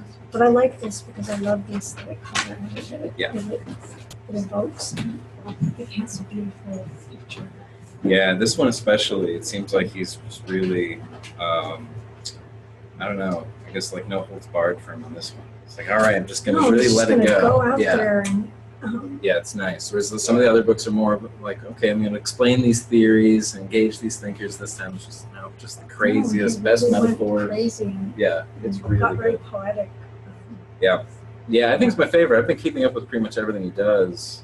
And this one, because it's for Penguin Books, is like maybe this will just be kind of a popularized version of his other stuff. So, Mm. no, this is just No, great, this is great amazing. writing. And I think he is trying to appeal to young people, Yeah, very young people. definitely, who are yeah. Not, I mean, he tells the story of that, of the why should I care? Yeah, moment. that's right. Yeah, I like that a lot. And it's so funny, he's so right, because you can't pound someone into caring. Yeah. I mean, I used to give tours of this watershed area and bring like teenagers around, and they would have their phones, and it's like, how do you get them to care? You can't do it this way. You can't do it. Yeah, this just can't way. beat somebody over the head with care. Yeah, It's like art. Why does it care about it? yeah. You can't just force somebody like, look at it, like it. Yeah, it's Rothko. It's good. Yeah, It's spewing out. It's This is why I was concerned about the question of agency. right, Because if you start, right.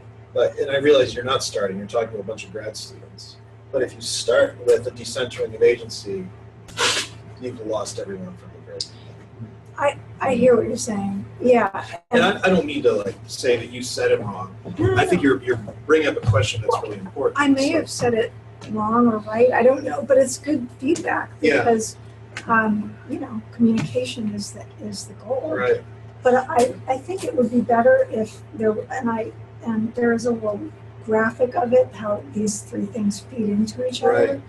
And I could explain that decentering of human agency in a less Or it's a decentering of bombardment just which type way. human agency.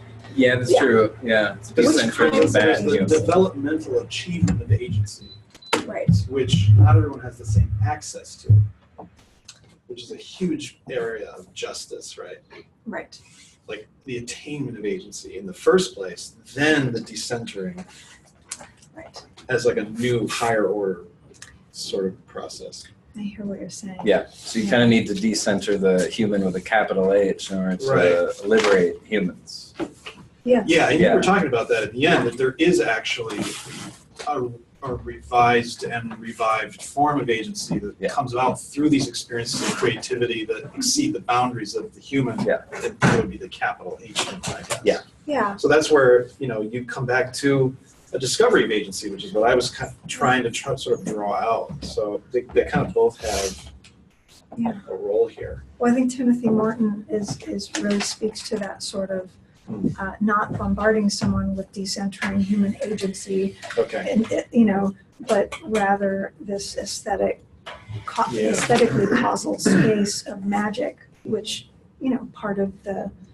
I hate blaming everything on Descartes, but let's just say, whatever that modern program was Yeah. that got us into sort of a perspectival mode of positivism, it sort of demagicked everything. Mhm. So making magic available, Yeah. with the empirical data of science, because actually the more we look at current science, the more we realize, oh my God, it's magic.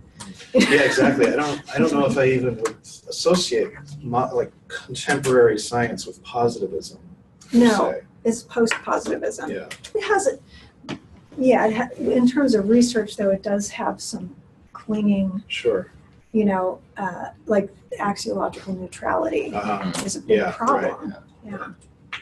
So, Yeah, for Morton, the magic started going away with agriculture. It was like Neolithic theism. Agricultural religions tried to control the magic in a way that like indigenous people don't. Magic everywhere, right? Animism. But then agricultural religions, axial religions, control the magic, and they separated it into two rooms. There's like the normal room, and then there's the VIP lounge, right? The problem with that is that it's the indigenous, nomadic, occasionally settled people, and Göbekli Tepe, for instance, who invented agriculture. So I mean, Right. it's a little odd. Yeah, well, I mean, agricultural, like, there's a big difference in Neolithic theism and indigenous traditions. But yeah, obviously continuity. But there's a big difference between animism and any kind of theism. So also look at, I mean, if you look at all of the early civilizations, agricultural civilizations, but in Sumer or, yeah, you know, the Indus Valley and so on, totally enchanted cosmos. Right. You know, the magic everywhere. It's hierarchized, though, right? Agricultural society starts to have stratifications that you don't see with, and so that's what he's talking about. You start to see a stratification, some kind of striation of the magic, and so pharaohs get more than the slaves, and you don't see that stratification of the magic. But yeah, it's still there, and then it gets increasingly locked into the VIP lounges of esotericism, and then modernity really tries to get it away, but still like secretly reads it on the weekend. Like right? Newton. Yeah, like it's like no, I'm still quietly into this stuff. I just have very little patience with, you know, this revisiting the myth of the fall and trying to push it back to agriculture, or, you know, it's just, to me, it's not a very helpful way of thinking. Well, it's not a fall as much as understanding the way that social relations changed in the Holocene. Like, it was just material conditions for thought changed because the temperature changed. So, you know, I didn't say it was bad that we locked it up into VIP lounges of esoteric traditions. That's probably a mixed bag. So yeah, Morton's not presupposing that it's a fall or an ascent. It's ghosts. It's indiscernible questions, uncertain. But yeah, it's not a fall, not an ascent. But he's not saying that anything started with Descartes in any case. That's all to say. It's like, no, it's whatever Descartes was doing is just some like ramped up version of stuff we were already doing in the Holocene. Well, should I? Yeah. I mean, this is challenging. You know, having heard three enormously rich presentations, and you know, what am I supposed to say after that? I've had 2 minutes to try to pull something together. I don't know if I can, but obviously, given the advertisement, I'm billed as the Hegelian and Morinian, so I've got to bring that in somehow. But you know, I find myself, perhaps not surprisingly, just affirming and agreeing with pretty much everything that's been said. It's just a question of nuance, you know, and where I might put the emphasis. But let me just pick up a few themes, if I can find them here. Yeah, so Matt, thank you, buddy. It's such a gracious revisiting of that moment that I'm embarrassed to remember myself, where I was, my Hegelian identification was triggered by your Schellingian identification. So obviously karmic patterns, you know, deep old friends who fell out, a deep wound that is, I think actually Matt and I are helping them heal a couple of centuries later. But anyway, thank you for that. And you know, in terms of Hegel's relationship to Morin, you know, the first thing I wrote on Morin was trying to figure out his debt to Hegel, is the continuity and difference between Morin and Hegel.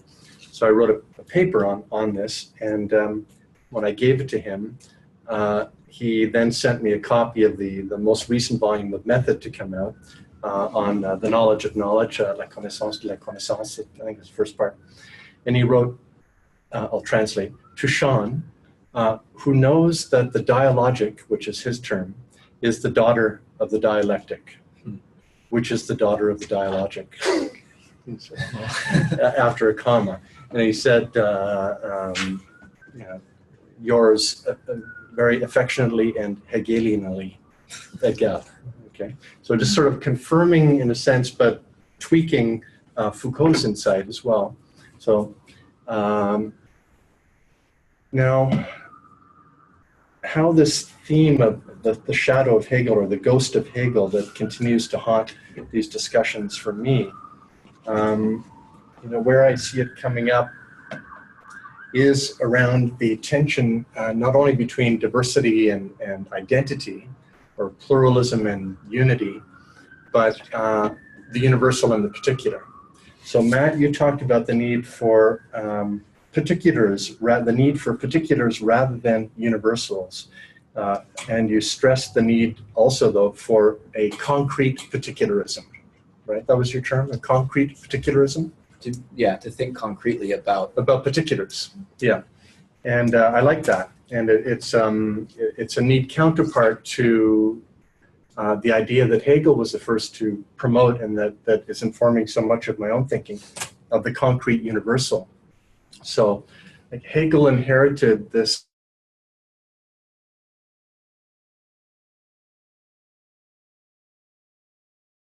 in terms of the Tao, or the Buddha Dharma, or Torah, or Rita, or this, each culture sphere had its own articulation and expression of the universal, which of course excluded almost all of the other culture spheres. So there was an abstract character to how the initial axial incarnations of the universal tended to unfold through history, even though that's arguably not the core intent of the axial epiphanies of the universal. Each one arguably was genuinely intuiting a universal that would potentially be able to include its other somehow. But that project, if realizable, is one that is a history still in the making, right? So the theme of the concrete universal then, persists to my mind, and obviously it's involved with the reality of pluralism, of difference. But for me, I don't want to lose sight of the universal. And the question is, well, what is the universal? So the universal is the whole. Another way of thinking of the universal is the whole. Hegel famously said that the true is the whole, but the whole is nothing other than the process of its own becoming. Right? So on the one hand, we have truth as whole, but a wholeness that is not other than the process of its own becoming, its own historical and even cosmological actualization. So there's that. But the question is, what is the whole? And there was some fascinating discussion here about rethinking holism, and this insight that I know through Edgar, that the whole is simultaneously more and less than the sum of its parts. So it's not that the whole is not more than the sum of its parts. That seems to be demonstrated again and again with what we call emergent properties. So wholes do manifest emergent properties that tell us that the whole, as it emerges, is more than the sum of its parts in isolation. At the same time, these emergent wholes inhibit, repress, dissociate, split off potentialities of the parts that constitute the whole. So in that sense, the whole is also less than the sum of the parts. This is what leads Edgar to the idea of complexity, weaving together potentials of thinking and of articulating the meaning of our shared reality in a way that doesn't split apart the creative and dynamic tensions that are there. And the principles of complexity, as you know, that some of them that he articulates are, first of all, the dialogical principle that is in line with the Hegelian dialectic.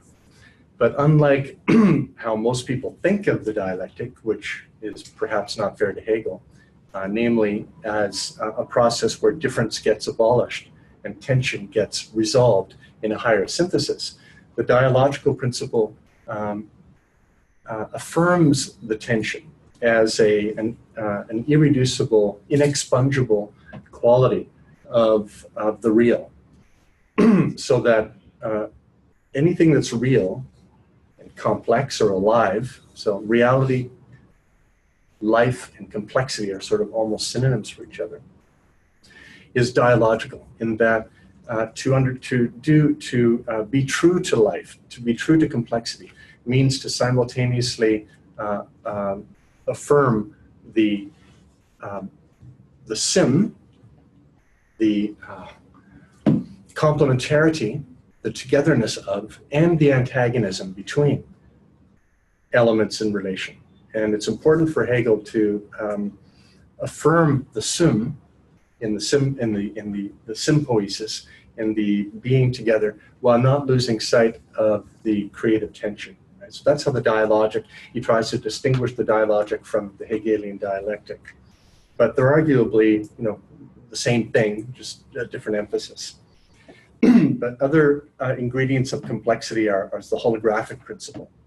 And this is where he says that, as we see in the case of the cells of our body, or in the case of languages or individuals relative to the society, that any whole, any part of the whole includes at least information about the whole in which it's embedded.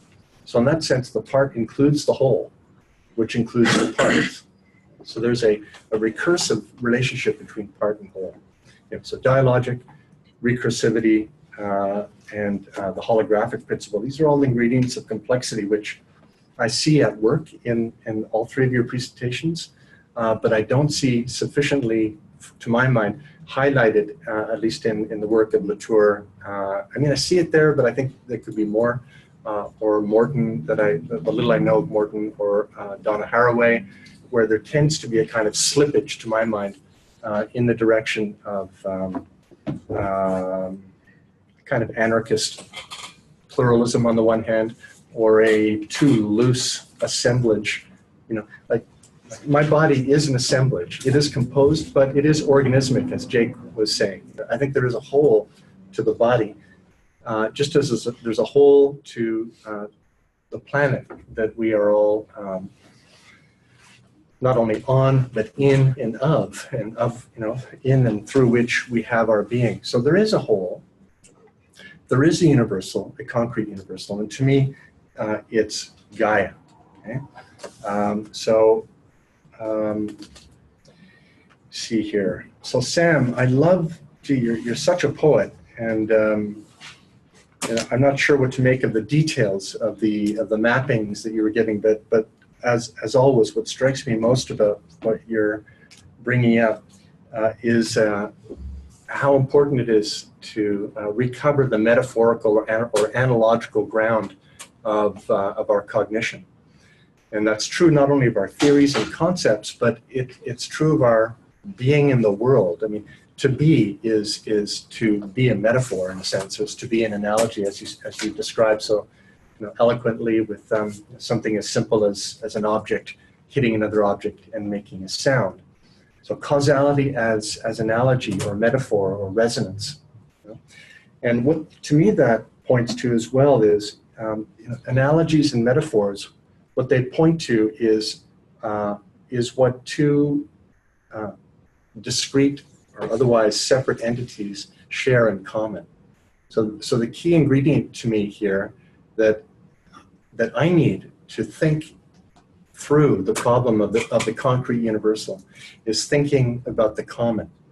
And obviously, the most concrete embodiment of the common in terms of cosmopolitics, in terms of our shared predicament, is the real commons of this living planet. That includes the commons of the air, of the water, biodiversity, and this mysterious globe that we live in. So this is the direction that I see that I'm pursuing in terms of how to get to the sympoiesis, the sympoetic character of our interbeing, how to affirm the plurality without losing sight of the common. Because I think this is what's needed above all else, is for the particular agents, actors, while not effacing or minimizing their unique particularity and identity and the stakes that they have, to affirm the common. I'll be finished in a minute because I want to have a dialogue. But obviously, this sits differently with different people. I, for instance, have the luxury of being able to think the common and sensitize myself to the common and affirm the common.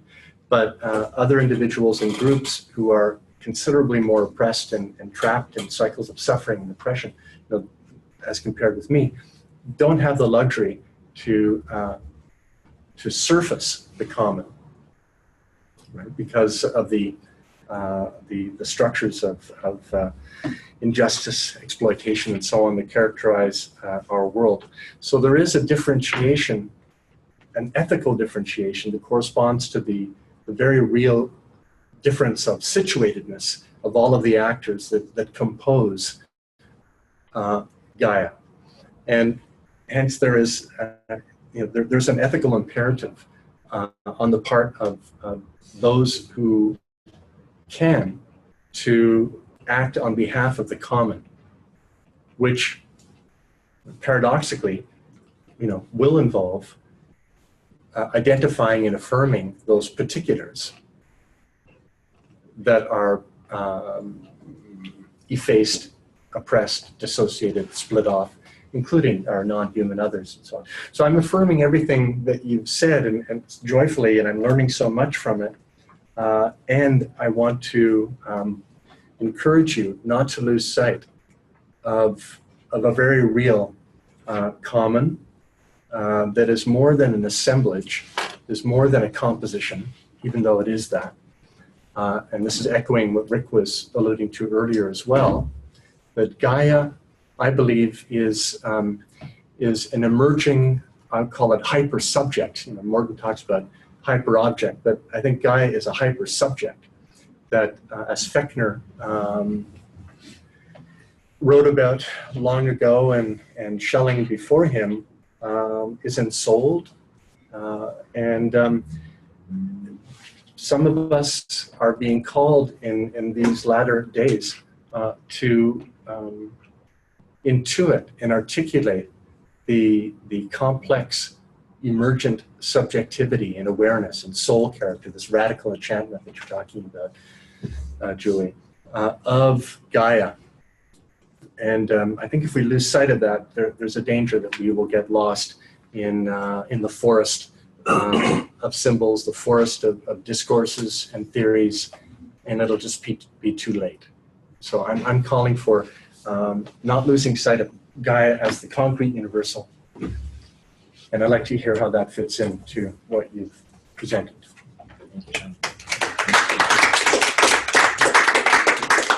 So maybe just the order of operations would be if the panelists want to kind of have a first go, and then we can interject our own questions afterwards. Yeah, sounds good. So I love what you started with, talking about sort of staying in the tension between these polarities. When I think about James and the lecture he delivered, 1909, I think, which was A Pluralistic Universe, he begins that lecture by announcing the way that while Hegelianism had dominated the English-speaking Anglophone philosophical world for the last several decades, he thought that finally things were shifting maybe in some new directions. And he was really working to contrast his own efforts to Hegel's. Or British neo-Hegelians, at least, yeah. Right. Yeah, and Hegel. Yeah, and the St. Louis Hegelians in America. Yeah.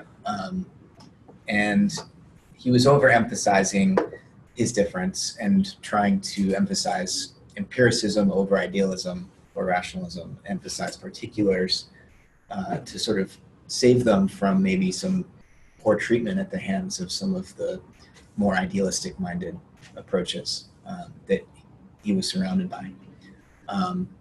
So I think 100 years later, we can look back at what James was up to and seek more balance to stay in the tension. And so I think of, whenever we think of wholes and parts, we have to recognize their dialectical entanglement with one another.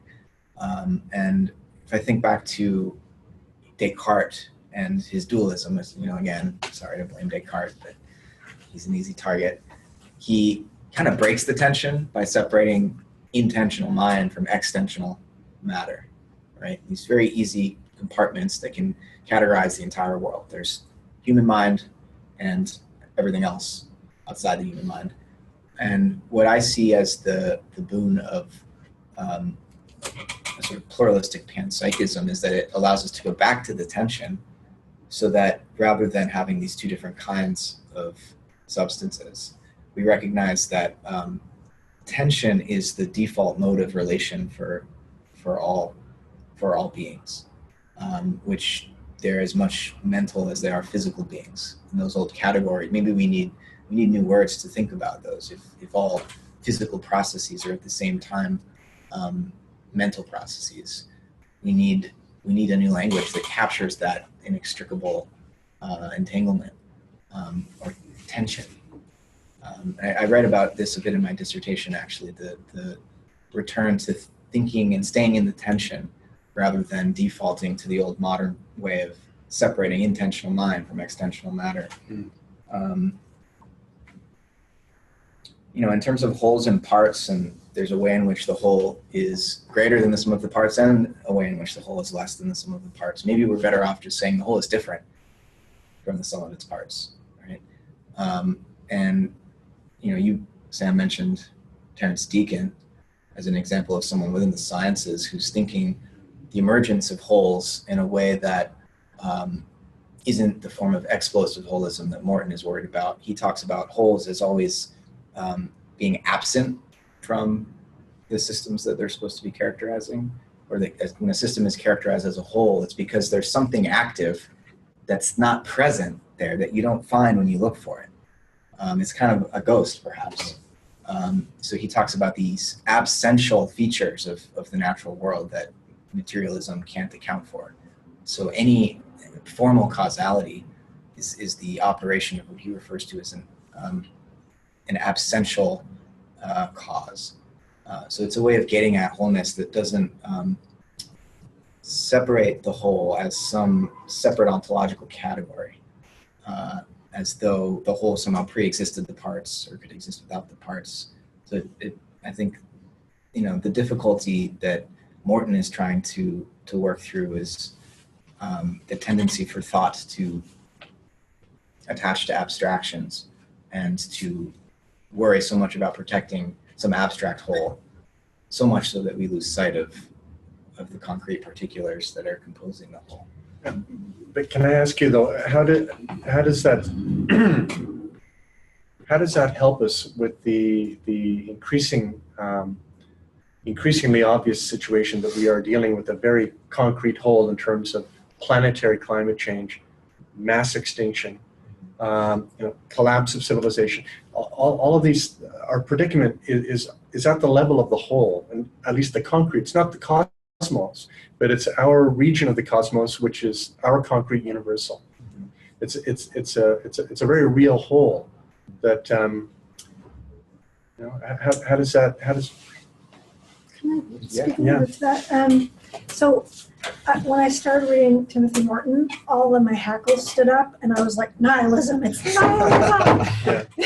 Because, I'm an environmental, that's what I do. I'm an environmental educator, so he really rattled my holistic cage, so to speak, in a really good way, because it's forcing me to revise a few things, although I would never be able to be an object-oriented philosopher. I really am still very much more like a radical naturalist, like Christian de Quincy's work. I don't know if you're familiar with the combination of process relational philosophy and panpsychism.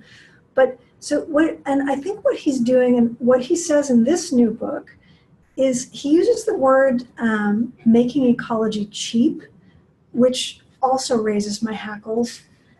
But I get what he's saying, because what he's trying to make it available to everyone, like what you were talking about when you were saying that holism and the common is easy for someone who has agency, but maybe not as easy to benefit from, let's say, or to really expend the energy to contribute to when you don't have enough of what others might have.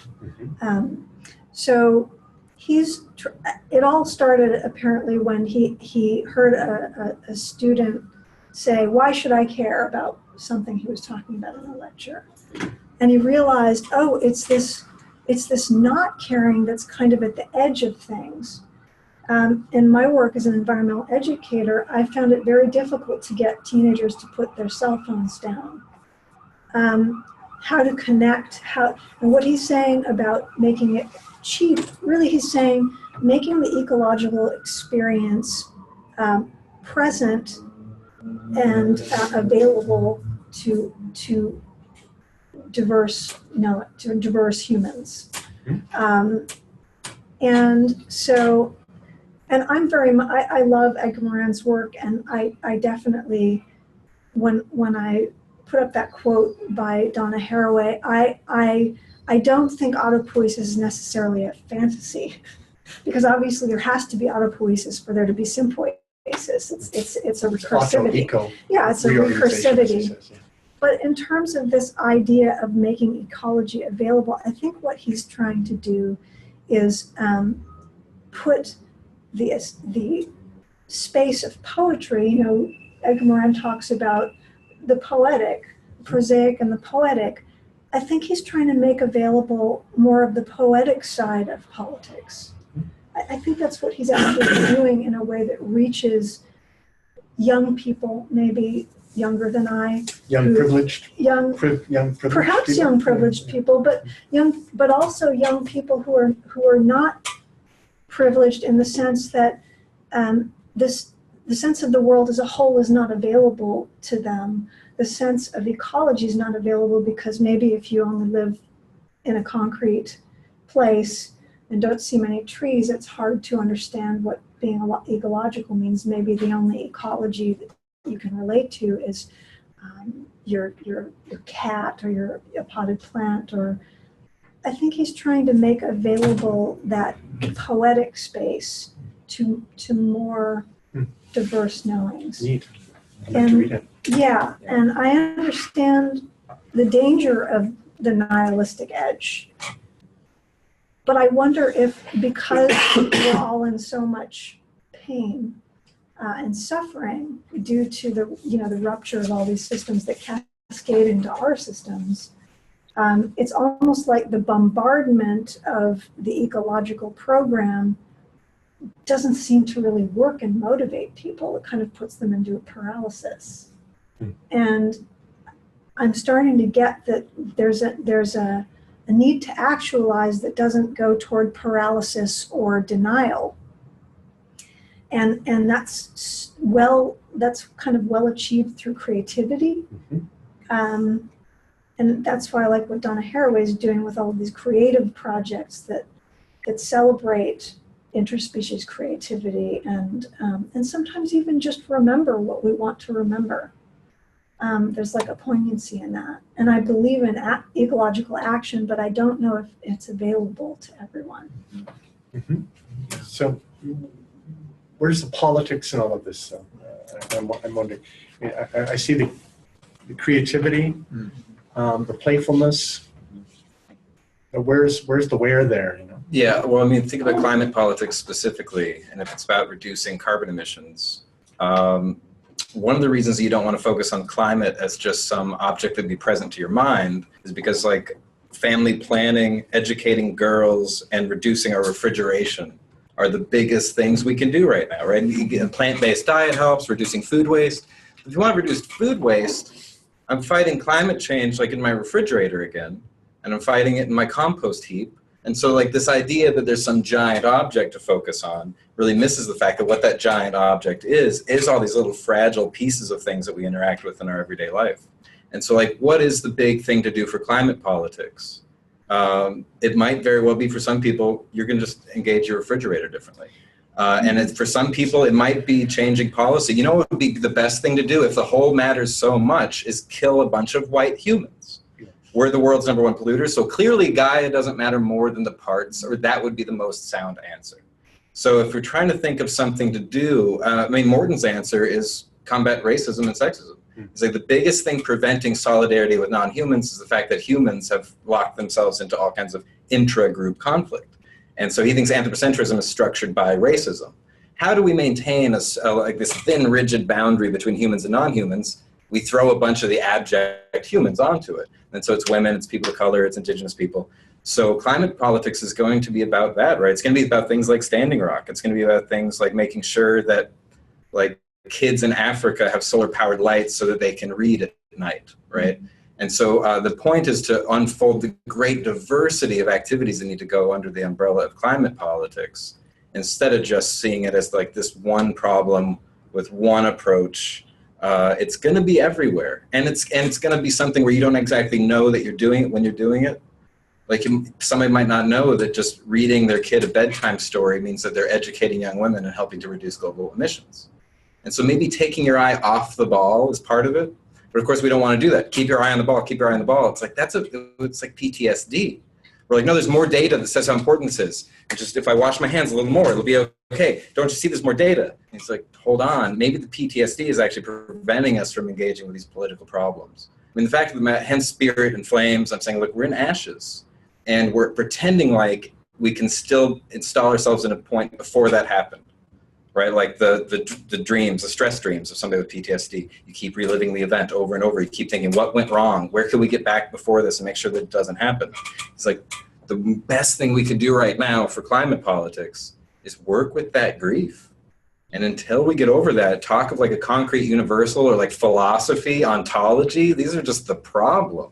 Like you got to get people into a space where they can feel like it's okay to exist. And you're like, but I don't even feel like I exist sometimes. Maybe I only half exist. He's like, you know what, we'll go there. If you feel kind of ghostly, like you kind of are and kind of aren't, that's fine. That's fine. Because honestly, the difference between being and not being is a mental move that happens after a lot of stuff is already in place. Like ontological difference is subtended by things like sexual difference, right? That's your basic a rigore kind of point. Like there's a lot of other stuff going on. There's ethical relations, there's sexual relations. So yeah, the talk of being is cheap in that sense. World, being, ecology, environment, like how that stuff doesn't matter.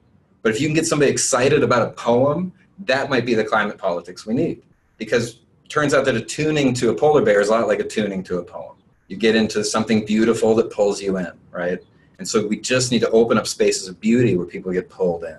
And that would be an aesthetic ethics for climate politics, right? We're just trying to find spaces of beauty, multiply enjoyments. So there is no ethical imperative, and there's no prohibitive statements.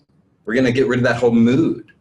The mood of imperative and prohibitive ethics might be exactly the mood that caused the climate crisis. So instead, I mean, grammatically, I guess it'd be like an optative mood, like if only, like aspirational, but not all this, thou shalt do this, thou shalt not do that. But you're saying thou shalt not be, there shall not be imperative. Oh, so that'd be, yeah, final point there, irony. That one of the big problems with a lot of people is they're trying to maintain a hyper-subjective sensibility. The hypertrophic masculine ego with all of its self-certainty and its individuality. The subjects appropriate for the Anthropocene are weak, fragile. We're all lame. To be a thing at all is to be disabled. It's not like able-bodied people or anything other than just disabled people. We're all just differently disabled. There's really no such thing as ability. We're all a little broken. We're all very fragile. And that's not a bad thing. The bad thing is when people try and pretend that's not the case. So hypocrisy is just the way we are. I am different than I appear. The full nature of my existence is slightly different than what you're seeing coming off of me right now. So when something's different than the way it appears, that's irony. So we're all hypocrites. Hypocritical subjectivity is just what it is. So I'm going to fight sexism, even though I'm like a guy, I'm part of the problem. I'm going to fight colonialism, even though, you know, part of the problem. I'm going to try and work with indigenous traditions, even though I'm part of the problem. So I understand the kind of, you know, it's a twisty logic. Like, well, I'm going to say no to saying no. I also think we need an apocalypse of apocalypse and all that, you know, it's like, no, that's just how it works. Things are loopy. So we're going to get used to loopy logic. And we're going to get away from the attempt to purify, like Plato trying to purify the heat from the light, right? And separate out everything. It's like that's some weird attitude we've had for about 12,000 years. It seems to coincide with Holocene activity. And in the Anthropocene, it's just time to get loopy again. And so then learning from like the trickster ethics of native ways, which I know that's Donna Haraway is really good at incorporating in her thinking. Trickster ethics might be good ethics. But that's not going to be satisfying to environmentalists who want like a clear statement. It's like the Pope beating you over the head to make sure you believe in Christianity. If you're like, believe in climate change, recognize that it's #1 priority. And you're like, well, honestly, caring for my grandma this weekend is my #1 priority. You can tell me I'm wrong? Like, there's multiple scales and we can't choose which scale is in charge. That's the irony of the Anthropocene, right? We can care all we want and still not know what to do. We can know exactly what to do and still not be doing it. But yeah, it's hypocritical. So I don't know. I'm willing to accept the critique that sounds hypocritical. I also think, like, yeah, dive in. Dive in, hypocrites. Hypocrites of the world, unite. All you have to lose is your anthropocentrism. That's right. Was there some problem that you had with Sean's position? Well, yeah, I mean, the idea that Gaia as concrete universe, first of all, the idea that like an ontotheological understanding of Gaia, this is something I don't like about Latour or Hegel. I'm like, I don't think so. I just don't think it's going to work. And so far it hasn't. I mean, I'm more with like Rob Nixon, right? Slow violence, the environmentalism of the poor. Like I don't think it's like us privileged people are the good environmentalists. Like, no, we're the massive consumers. It's the people who have no idea of the commons who are doing probably the best job taking care of the commons. And we consider this generally took care of the commons for about 190,000 years without inventing a concept of the commons. So I don't know that like a small village. But dude, we're trying to figure out some kind of new political discourse, say, for example, in the United States, and the micropolitics of desire and identity is not fucking working. That'd be Deleuze-Guattari right now. I'm holding down the deconstructive politics, not micropolitics of desire. Because, all right, so maybe I'm a little too in the kind of empiricist, pluralist kind of thing, which is not your program. Right. I'm pretty hostile to that. Okay, that's perhaps helpful. But anyway, it kind of, sometimes I wonder if we need some sort of competing holism, or I don't know. Well, that'd be implosive holism, yeah. Yeah, I guess so. Can I read you something here? Just two little quotes, one from James and one from Edgar. So James, this is from the Varieties of Religious Experience. Meanwhile, the practical needs and experiences of religion seem to me sufficiently met by the belief that beyond each person, and in a fashion continuous with them, there exists a larger power which is friendly to them and to their ideals. All that the facts require is that the power should be both other and larger than our conscious selves. Anything larger will do, if only it be large enough to trust for the next step. It need not be infinite, Hegel's absolute. Right? It need not be solitary. It might conceivably even be only a larger and more godlike self, of which the present self would then be but the mutilated expression. And the universe might conceivably be a collection of such selves, of different degrees of inclusiveness, with no absolute unity realized in it at all. Thus would a sort of polytheism return upon us, a polytheism which I do not on this occasion defend, for my only aim at present is to keep the testimony of religious experience clearly within its proper bounds. So anything larger will do. Personally, I wouldn't want to agree with that totally, because there's many things larger than myself. The Republican Party, for instance, but that won't do. So I think the only larger that will do, that's not the infinite, is the concrete universal of Gaia. Okay, so last quote here from Edgar. For the first time in human history, the universal has become a concrete reality. The objective intersolidarity of humanity, where the global destiny of the planet overdetermines the singular destinies of nations, and where the singular destinies of nations perturb or modify the global destiny. There's more. So I love what you're saying. I really feel that if we lose sight, I'm not saying everybody has to think the planet, but as philosophers, as people who are trying to think our situation, I'm a little wary of getting too lost in the trickster mentality here. Yeah, let's bring in the trickster, but we don't have that much time to f around, to SF around. Definitely not. But then if we have a science, what I was talking about, the science of transformation, because objective empiricism and positivist, post-positive science has been a lot about neutrality and getting the facts right and being able to solve problems with certainty. And of course, obviously coming from Morant's perspective, that is fallacy, because that's the fallacy of misplaced concreteness. It's also It's also the fallacy of trying to make certainty out of something that's very complex, because living processes are very complex. So I would say that, you know, and I'm not talking even about Timothy Morton. He's wonderful, but he does get very close to that edge of abstraction, let's say. And I really am interested in the real cosmopolitics, but I'm interested in extending, like, the anthropolitics, let's say, of Edgar Morin into the world of the non-human or more than human reality. And we have no choice but to aestheticize that realm, because we have to use, you know, the kinds of what I was talking about, metaphysical empiricism, what Schelling.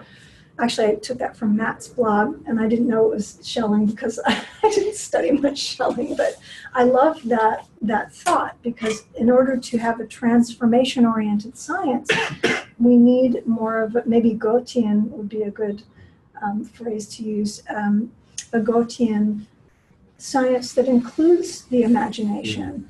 And I think for most of us, you know, in the world who maybe, for most students who don't graduate from high school in the US having learned any science whatsoever, maybe there is an aesthetic way of engaging in that kind of activism that doesn't look like the previous kind. And I get the need to sort of think in terms of acting on behalf of regeneration.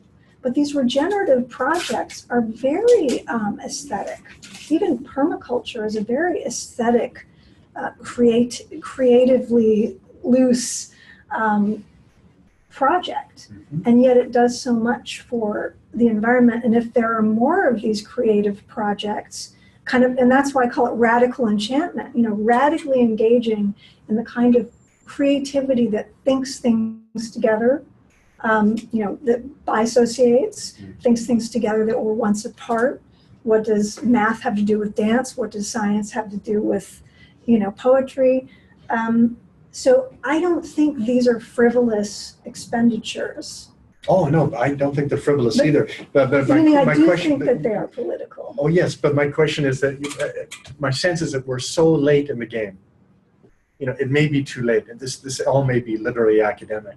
So, but assuming there is still a chance to avoid, you know, fairly abrupt collapse within some of your lifetimes. To me, and if one of the ways of doing that is by articulating a politics, having political strategy and a philosophy that can inform that,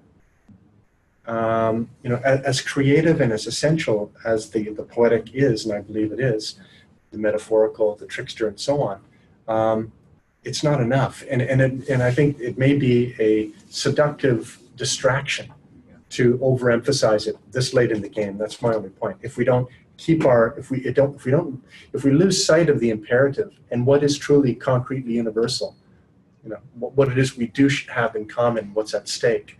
My fear is that, you know, if it's not too late, it will be too late. It's all just going to go under, and you know, that's my sense. Matt, you seem to be ready to I'm say wondering something. if I can just interject, because I have a question for Matt, and you're about to say something, so maybe they'll coincide and maybe they won't. Can you speak up a little bit for the mic? Yeah.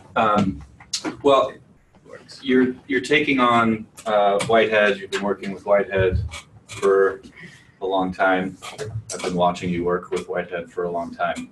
And during that time, we've gone from a sort of larger academic, and at least in our small corner of cultural space, an increase in the readership of Whitehead and the appropriation of Whitehead in new ways by Stengers and Latour and Haraway and William Connolly and Stephen Shaviro, and we could name other people. They emphasize a certain kind of Whitehead, which to me wasn't the Whitehead that you started with and that I saw you as really gripping towards, which was the Whitehead of eternal objects, Platonic ideas, and archetypes. And I know that in some of your other thinking, that's still a big part of your life. But it doesn't seem to be a big part of the way you read Whitehead and Latour and these thinkers now. And they quite happily just either ignore that whole side of Whitehead. I don't know what to do with eternal objects. We can sidestep this. Actual occasions, that's cool. Process relational philosophy, that's cool. Multiple perspectives, that's cool. Shabira will kind of get into it, but even with Shabira, we get it in this kind of, I mean, we're really getting more like this vector of Kant and Deleuze with a little bit of eternal objects here and there in his work. But nobody really wants to deal with it. So I'm interested to know, in the context of this discussion that we're having, what do you now think about eternal objects, and what do you do with them in the context of this sort of really radical pluralism that you've been pushing for a while?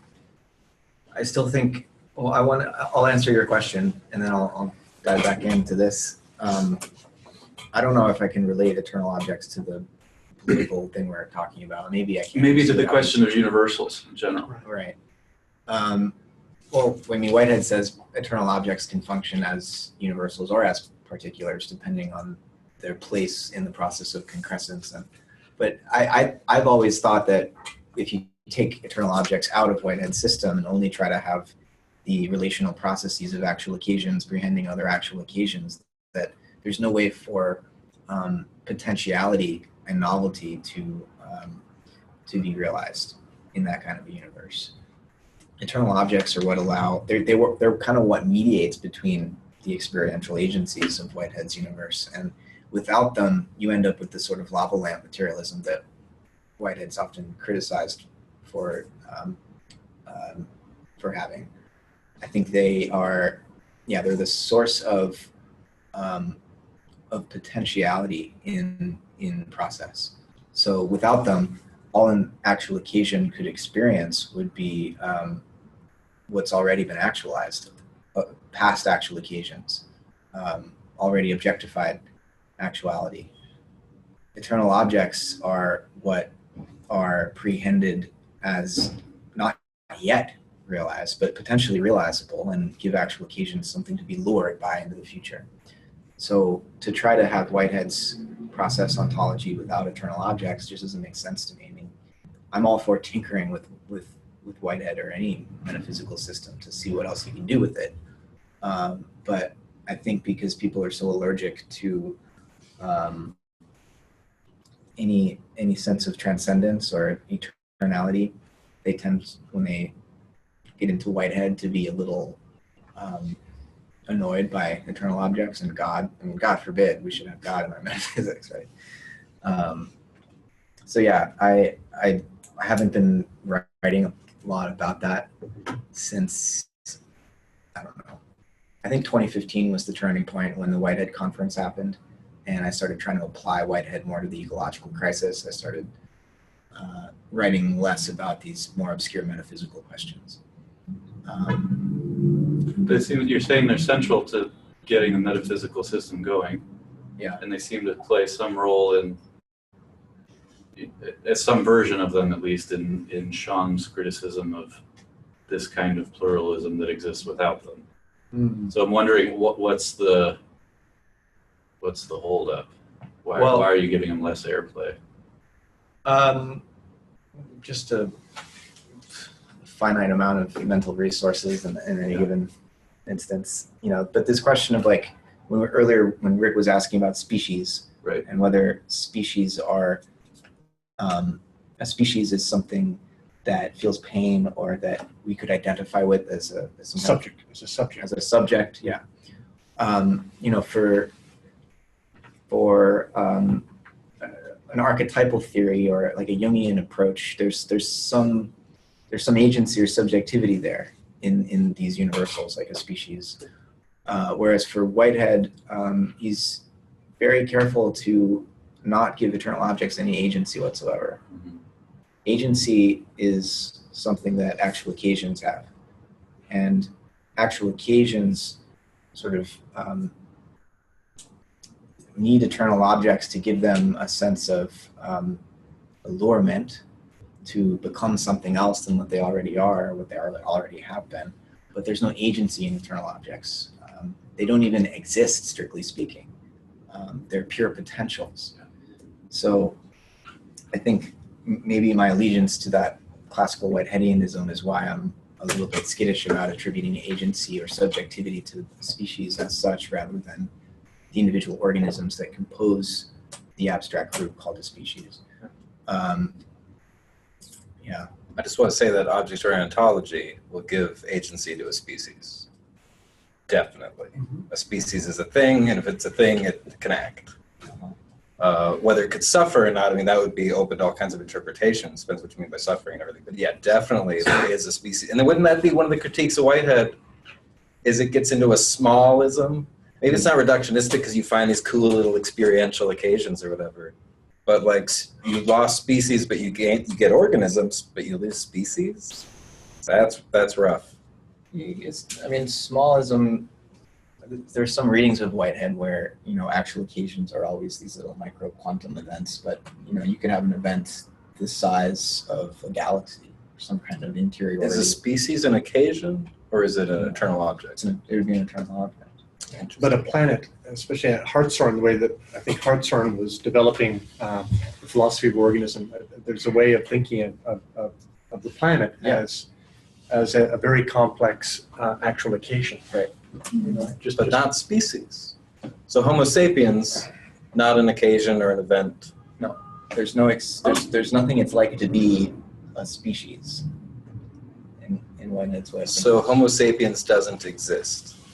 It's an abstraction. It's an abstraction. It's an abstraction. Interesting. Whereas Marx would say that it's your species being is real, right? It's not just an abstraction. Yeah. It's like a dynamic phylogenetic pattern that exists over time or something. Well, but it could be it's a lure of it's for Whitehead you could think of the human as a lure that is sort of that we're drawn towards an attempt to realize, but it doesn't itself have subjectivity. That there's not an entity called the human that is looking around at the world and checking things out. Yeah. Well, I didn't think it was looking around. I have a question. I don't know how many of you have read How Forests Think, but he says life is constitutively semiotic. So there's maybe, and I'm thinking also, Whitehead's new to me, but like in between negative prehension and positive prehension, and also kind of thinking of Cohn's idea, if species could be sort of in between that as something that that's moving through over time and sort of resembling some kind of more concrete thing, but not completely. If that makes sense? That's what I would say. Is it has some kind of sorta. It's like a kind of sorta being. Which we need new logics for that, right? Like modal logic, paraconsistent logic, where you have abilities to talk about something that's sort of true or sort of real. So yeah, I think that's which is where I talk about ghosts and stuff, right? It kind of flickers in and out of existence. So yeah, I think I'd put species in that kind of category. I mean, really, on myself is probably at that category too. I like to think I'm super real. You could, yeah. I mean, we could talk about species in a Whiteheadian way as the defining characteristic of a society of actual occasions. That Homo sapiens are there's a society that we all belong to that is called our species, and that species is what allows us to continue to reproduce ourselves as more or less the beings that we are individually. But it's not in and of itself this separate entity that has the kind of agency that we do as individuals. Its agency, if it has any, is realized through us as individuals. Right. Yeah. So perhaps we could just recenter the conversation and think about what even understanding an answer to that question might mean for politics. Well, this whole exchange that happened when you were asking Sean, like, what's the political, dare I say, cash value of all this? I think, Julie, you were getting at the way that we need to aestheticize this challenge. which, and Latour talks a bit about this as the task is to sensitize us to problems that are way bigger than what we are normally capable of sensing. Climate change is, in Morton's terms, a hyperobject. And while from a scientific point of view, we can give a pretty detailed account of what climate is and how it's been changing over the past several decades, and how it differs from weather. But apparently, that's a really hard distinction for most Americans to make. I'm so tired of when it snows, people saying, haha, climate change, So it seems like politically, we can't just rely on the scientists to tell us what the facts are, to guide our policy making. That's not working. Similarly, to make it a moral thing and try to shame people into action on behalf of the climate doesn't work either. Chris, be clear, when I'm talking about an ethical imperative, I'm not talking about moral shaming. Right? Yeah. And there's a difference between ethics. I think for those of us that are morality. like in the VIP lounge, the ethical imperative to act on behalf of Gaia is real for us. That is a motivating factor. I feel that. You feel that. Yeah. I don't know what Yeah, you guys it's clear. asked that question, but It's clear. we're in the VIP lounge, and for most people, that doesn't seem to be working because the scale at which we have to address the ecological crisis has got to be much smaller than that, and it's got to be based on finding ways to enjoy fighting climate change, so that we're not having to, shame ourselves out of certain types of behaviors, but to learn to enjoy those forms of behaviors that would lower carbon emissions. So it's like, how do we steer our way into... Who's the we you're talking about? Great question. We should have a panel about that. Who is the we? It's an invitational we, those who would want to be part of action. Yeah, because as you know, I mean, I don't think that any amount of encouraging people's aesthetic appreciation for climate change, unless it addresses the dying elephant in the planetary room of private ownership of the commons, it's all immaterial. Yeah. So this is what I mean by the ethical imperative in the direction of a politics. And if it's not addressing this core issue, then to me it's a waste of time. It may be clever, it may be true theoretically, but it's irrelevant. This is my sense. No, I mean, this is, there's actually like a lot of work being done with like aesthetic communism, like people really saying that the core way to move past a proprietarian understanding of substances, right? Where you see reality as stuff that can be bought and sold. Like, well, that's the way you perceive and sense things, right? So like Jacques Rancière is a good example of somebody who's just doing aesthetics as a way to decommodify, to switch people off of a proprietarian perception of the world. Who's he switching off of a proprietary? This is No. Well, yeah, I mean, this is too precious for me. Is what everybody would say about Hegel, right? It's just these are a bunch of words, and when you're not familiar with it, this is always my challenge coming into this community because I'm always talking about stuff people aren't reading. But Jacques Rancière, he's got lots of books and people are paying attention. He's actually a super old guy. A younger fellow, Santiago Zabala, is a good example of hermeneutic communism. But it's all about like, it's ethics isn't going to go anywhere without the aesthetics. That's all, and that's been missing a lot. So yeah, it doesn't sound like it's. I don't know. I guess a key distinction would be like Benjamin. He's like, fascism is what happens when you aestheticize politics. Communism is what happens when you politicize aesthetics. But there's a feeling. There's a sense, and then we have to turn that into a political. We have to mobilize a sensibility. We're going to mobilize feelings. Because feelings are what are going to tune us into the ethics. That's what's going to keep us together in solidarity as we move through all this. But it's going to be a feeling. So we have to find a way to politicize aesthetics. Which feelings? I agree with you. That's great. The question is which feeling? Yes, intimacy. Our sense of intimacy.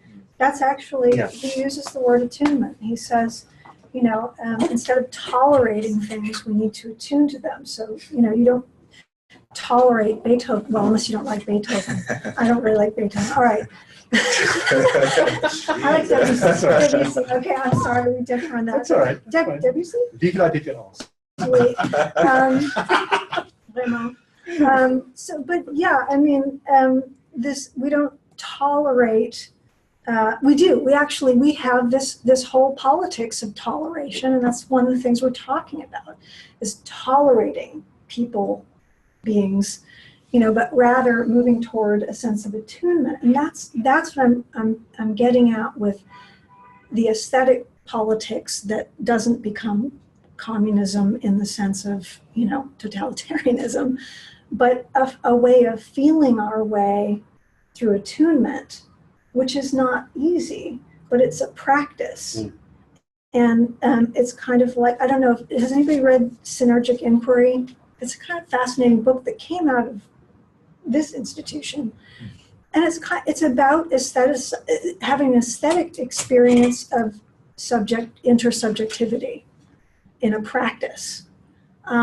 I don't know whether it succeeds or not, but I feel like I sense that our politics has to move toward, I know nobody talked about Nancy at all. No, that's true. But I like his concept of listening and sens.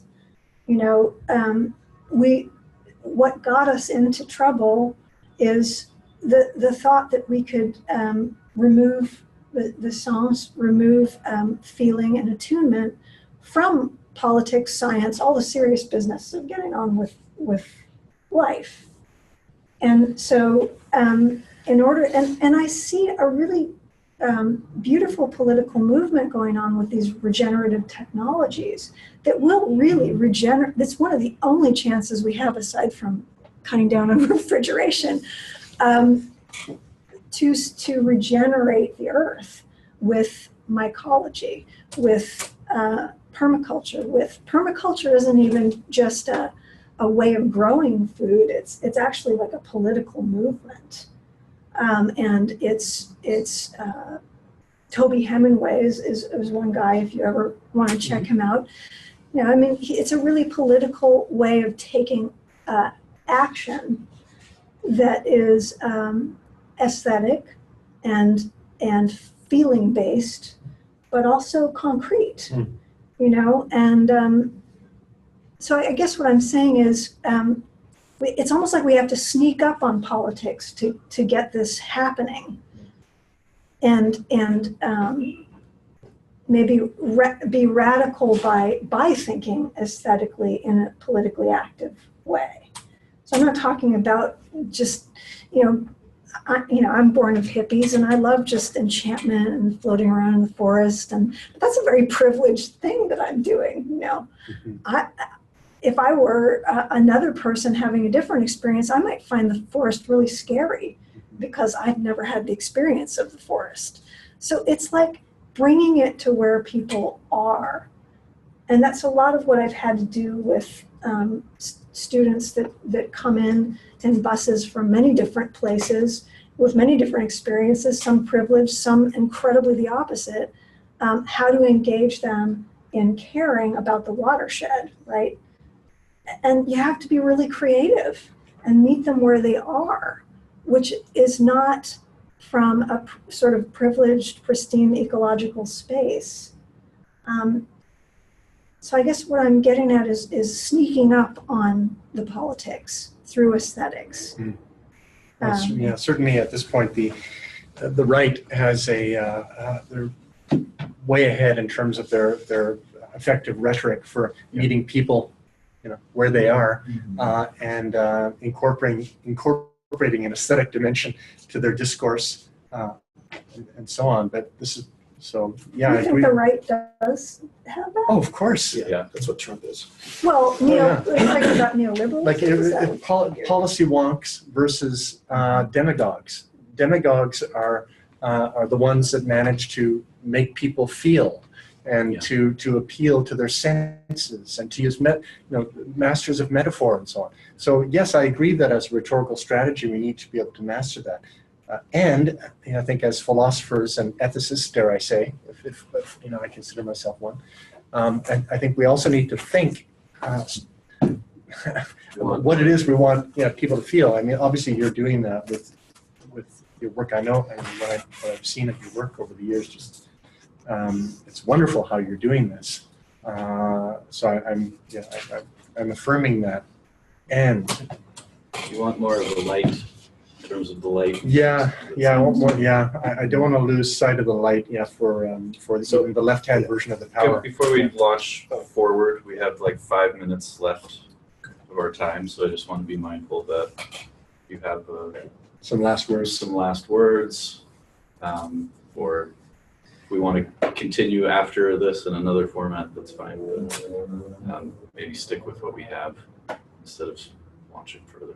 I think, intimacy was brought up earlier, and it strikes me that one of the biggest problems with our political discourse right now is that we are so quick to think of those we differ from in terms of these big abstractions, like left-wing, right-wing, Republican, Democrat, and we think we know what our interests are and how they differ from the other side's interests, but I'm not so sure if we're going to establish some commonality, we need to be able to think in a way that doesn't fall prey to these big abstractions that divide us, discover an intimate space in a way of encountering others who we thought didn't share our interests. But in fact, when we engage and attune to one another at that more intimate level, we find, wait, we do share a lot of interests, and we've been so distracted by the discourse and the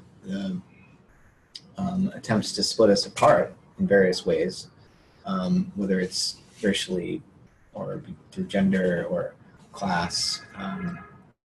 We're split up, and we're unable to recognize and discover our commonalities. And so the aesthetic dimension, there's a way in which you're right, like the Fox News, the AM radio type of demagoguery captures people's attention and really riles people up and gets them to go out and vote. And the left hasn't been as good at appealing to people's emotions in that way and to motivate them. Or using powerful metaphors. Right. But there's another kind of sensitivity that we can cultivate that has to do more with like being curious to enter into conversations with people that you initially assumed wouldn't have any shared interests or commonality with you, and just trying to discover what's there, and that has to be mutual. Yeah. But I think if we are capable of trying to start dialogues with people who we might assume at first don't share our interests, maybe we can coax them into having a conversation where we discover actually we do. I see someone like Bernie Sanders as a politician who speaks to a commonality that people on the left and the right share, a common interest that they share, and that seems to resonate with people across the spectrum. When he uses words like socialism, he scares some people on the right away. But in really, the 99%, 1% type of discourse, I think it was really effective and remains so, because it does allow us to see a kind of commonality. Yeah, that's great, man. Aaron, did you have a thought before I interrupted you? I was just thinking about how Trump's version of aestheticizing politics is a kind of informalistic, anesthetic creation of an art of political theater that is a displacement of the whole possibility of true politics as anything like an encounter, like he's saying, which is why I'm describing it as an anesthetic mode of being political, while still really appreciating the Benjamin insight there about fascism as an aestheticized politics. I mean, Trump wants to bring the tanks through the streets and has all the biggest number of military flags in the Oval Office that any president has ever had. And I think it's really important when we get to Julie's sense, you were equivocating sometimes between artistic aesthetic and then the theory of sensation. And I'm not saying you have to think of it the way I do, but I was having trouble tracking you sometimes. But I think what's really at stake here is, and you're bringing this up, is feeling and attunement and those kinds of things. And at the level of attunement, I would suggest that feeling is a thinking, if thinking is a response to being, is a response to the world. That's a more profound sense of thinking, and that's very different from the mode of feeling of a Trumpian anesthetic kind of dull sensation. So for a long time, I've been in a conversation with you. I don't know if you knew that I was in a conversation with you about how deep thinking goes in our bodies. That there is a thoughtfulness in our gestural attunement to the world. And that's not the same as the robust, pectoral muscles of a Nazi soldier walking very healthfully down the street. That's not at all the feeling body as I'm trying to envision it, and as I gather Julie and other kind of aesthetic ontologists are trying to do. Wow, what a rich conversation. I guess time is up. Time is up. Thank you for organizing this. Yeah, It was a thanks for small but convening. potent group. Yeah, Yeah. Thanks, And- everybody. and thank you for your, and I apologize for only being able to touch on fragments of the rich I felt from your offering. You did great, Sean. Yeah, I was. You put together a talk out of nowhere. It's You did tough to really be well. respondent with no. You did okay. No, I did yeah. okay. It was okay. Well, I look forward to continuing the conversation, to growing in intimacy, Yes. and feeling with you. Thank you, everybody.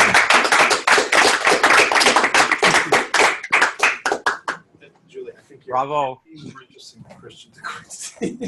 Are we, is this off? Is this off? I would say that. I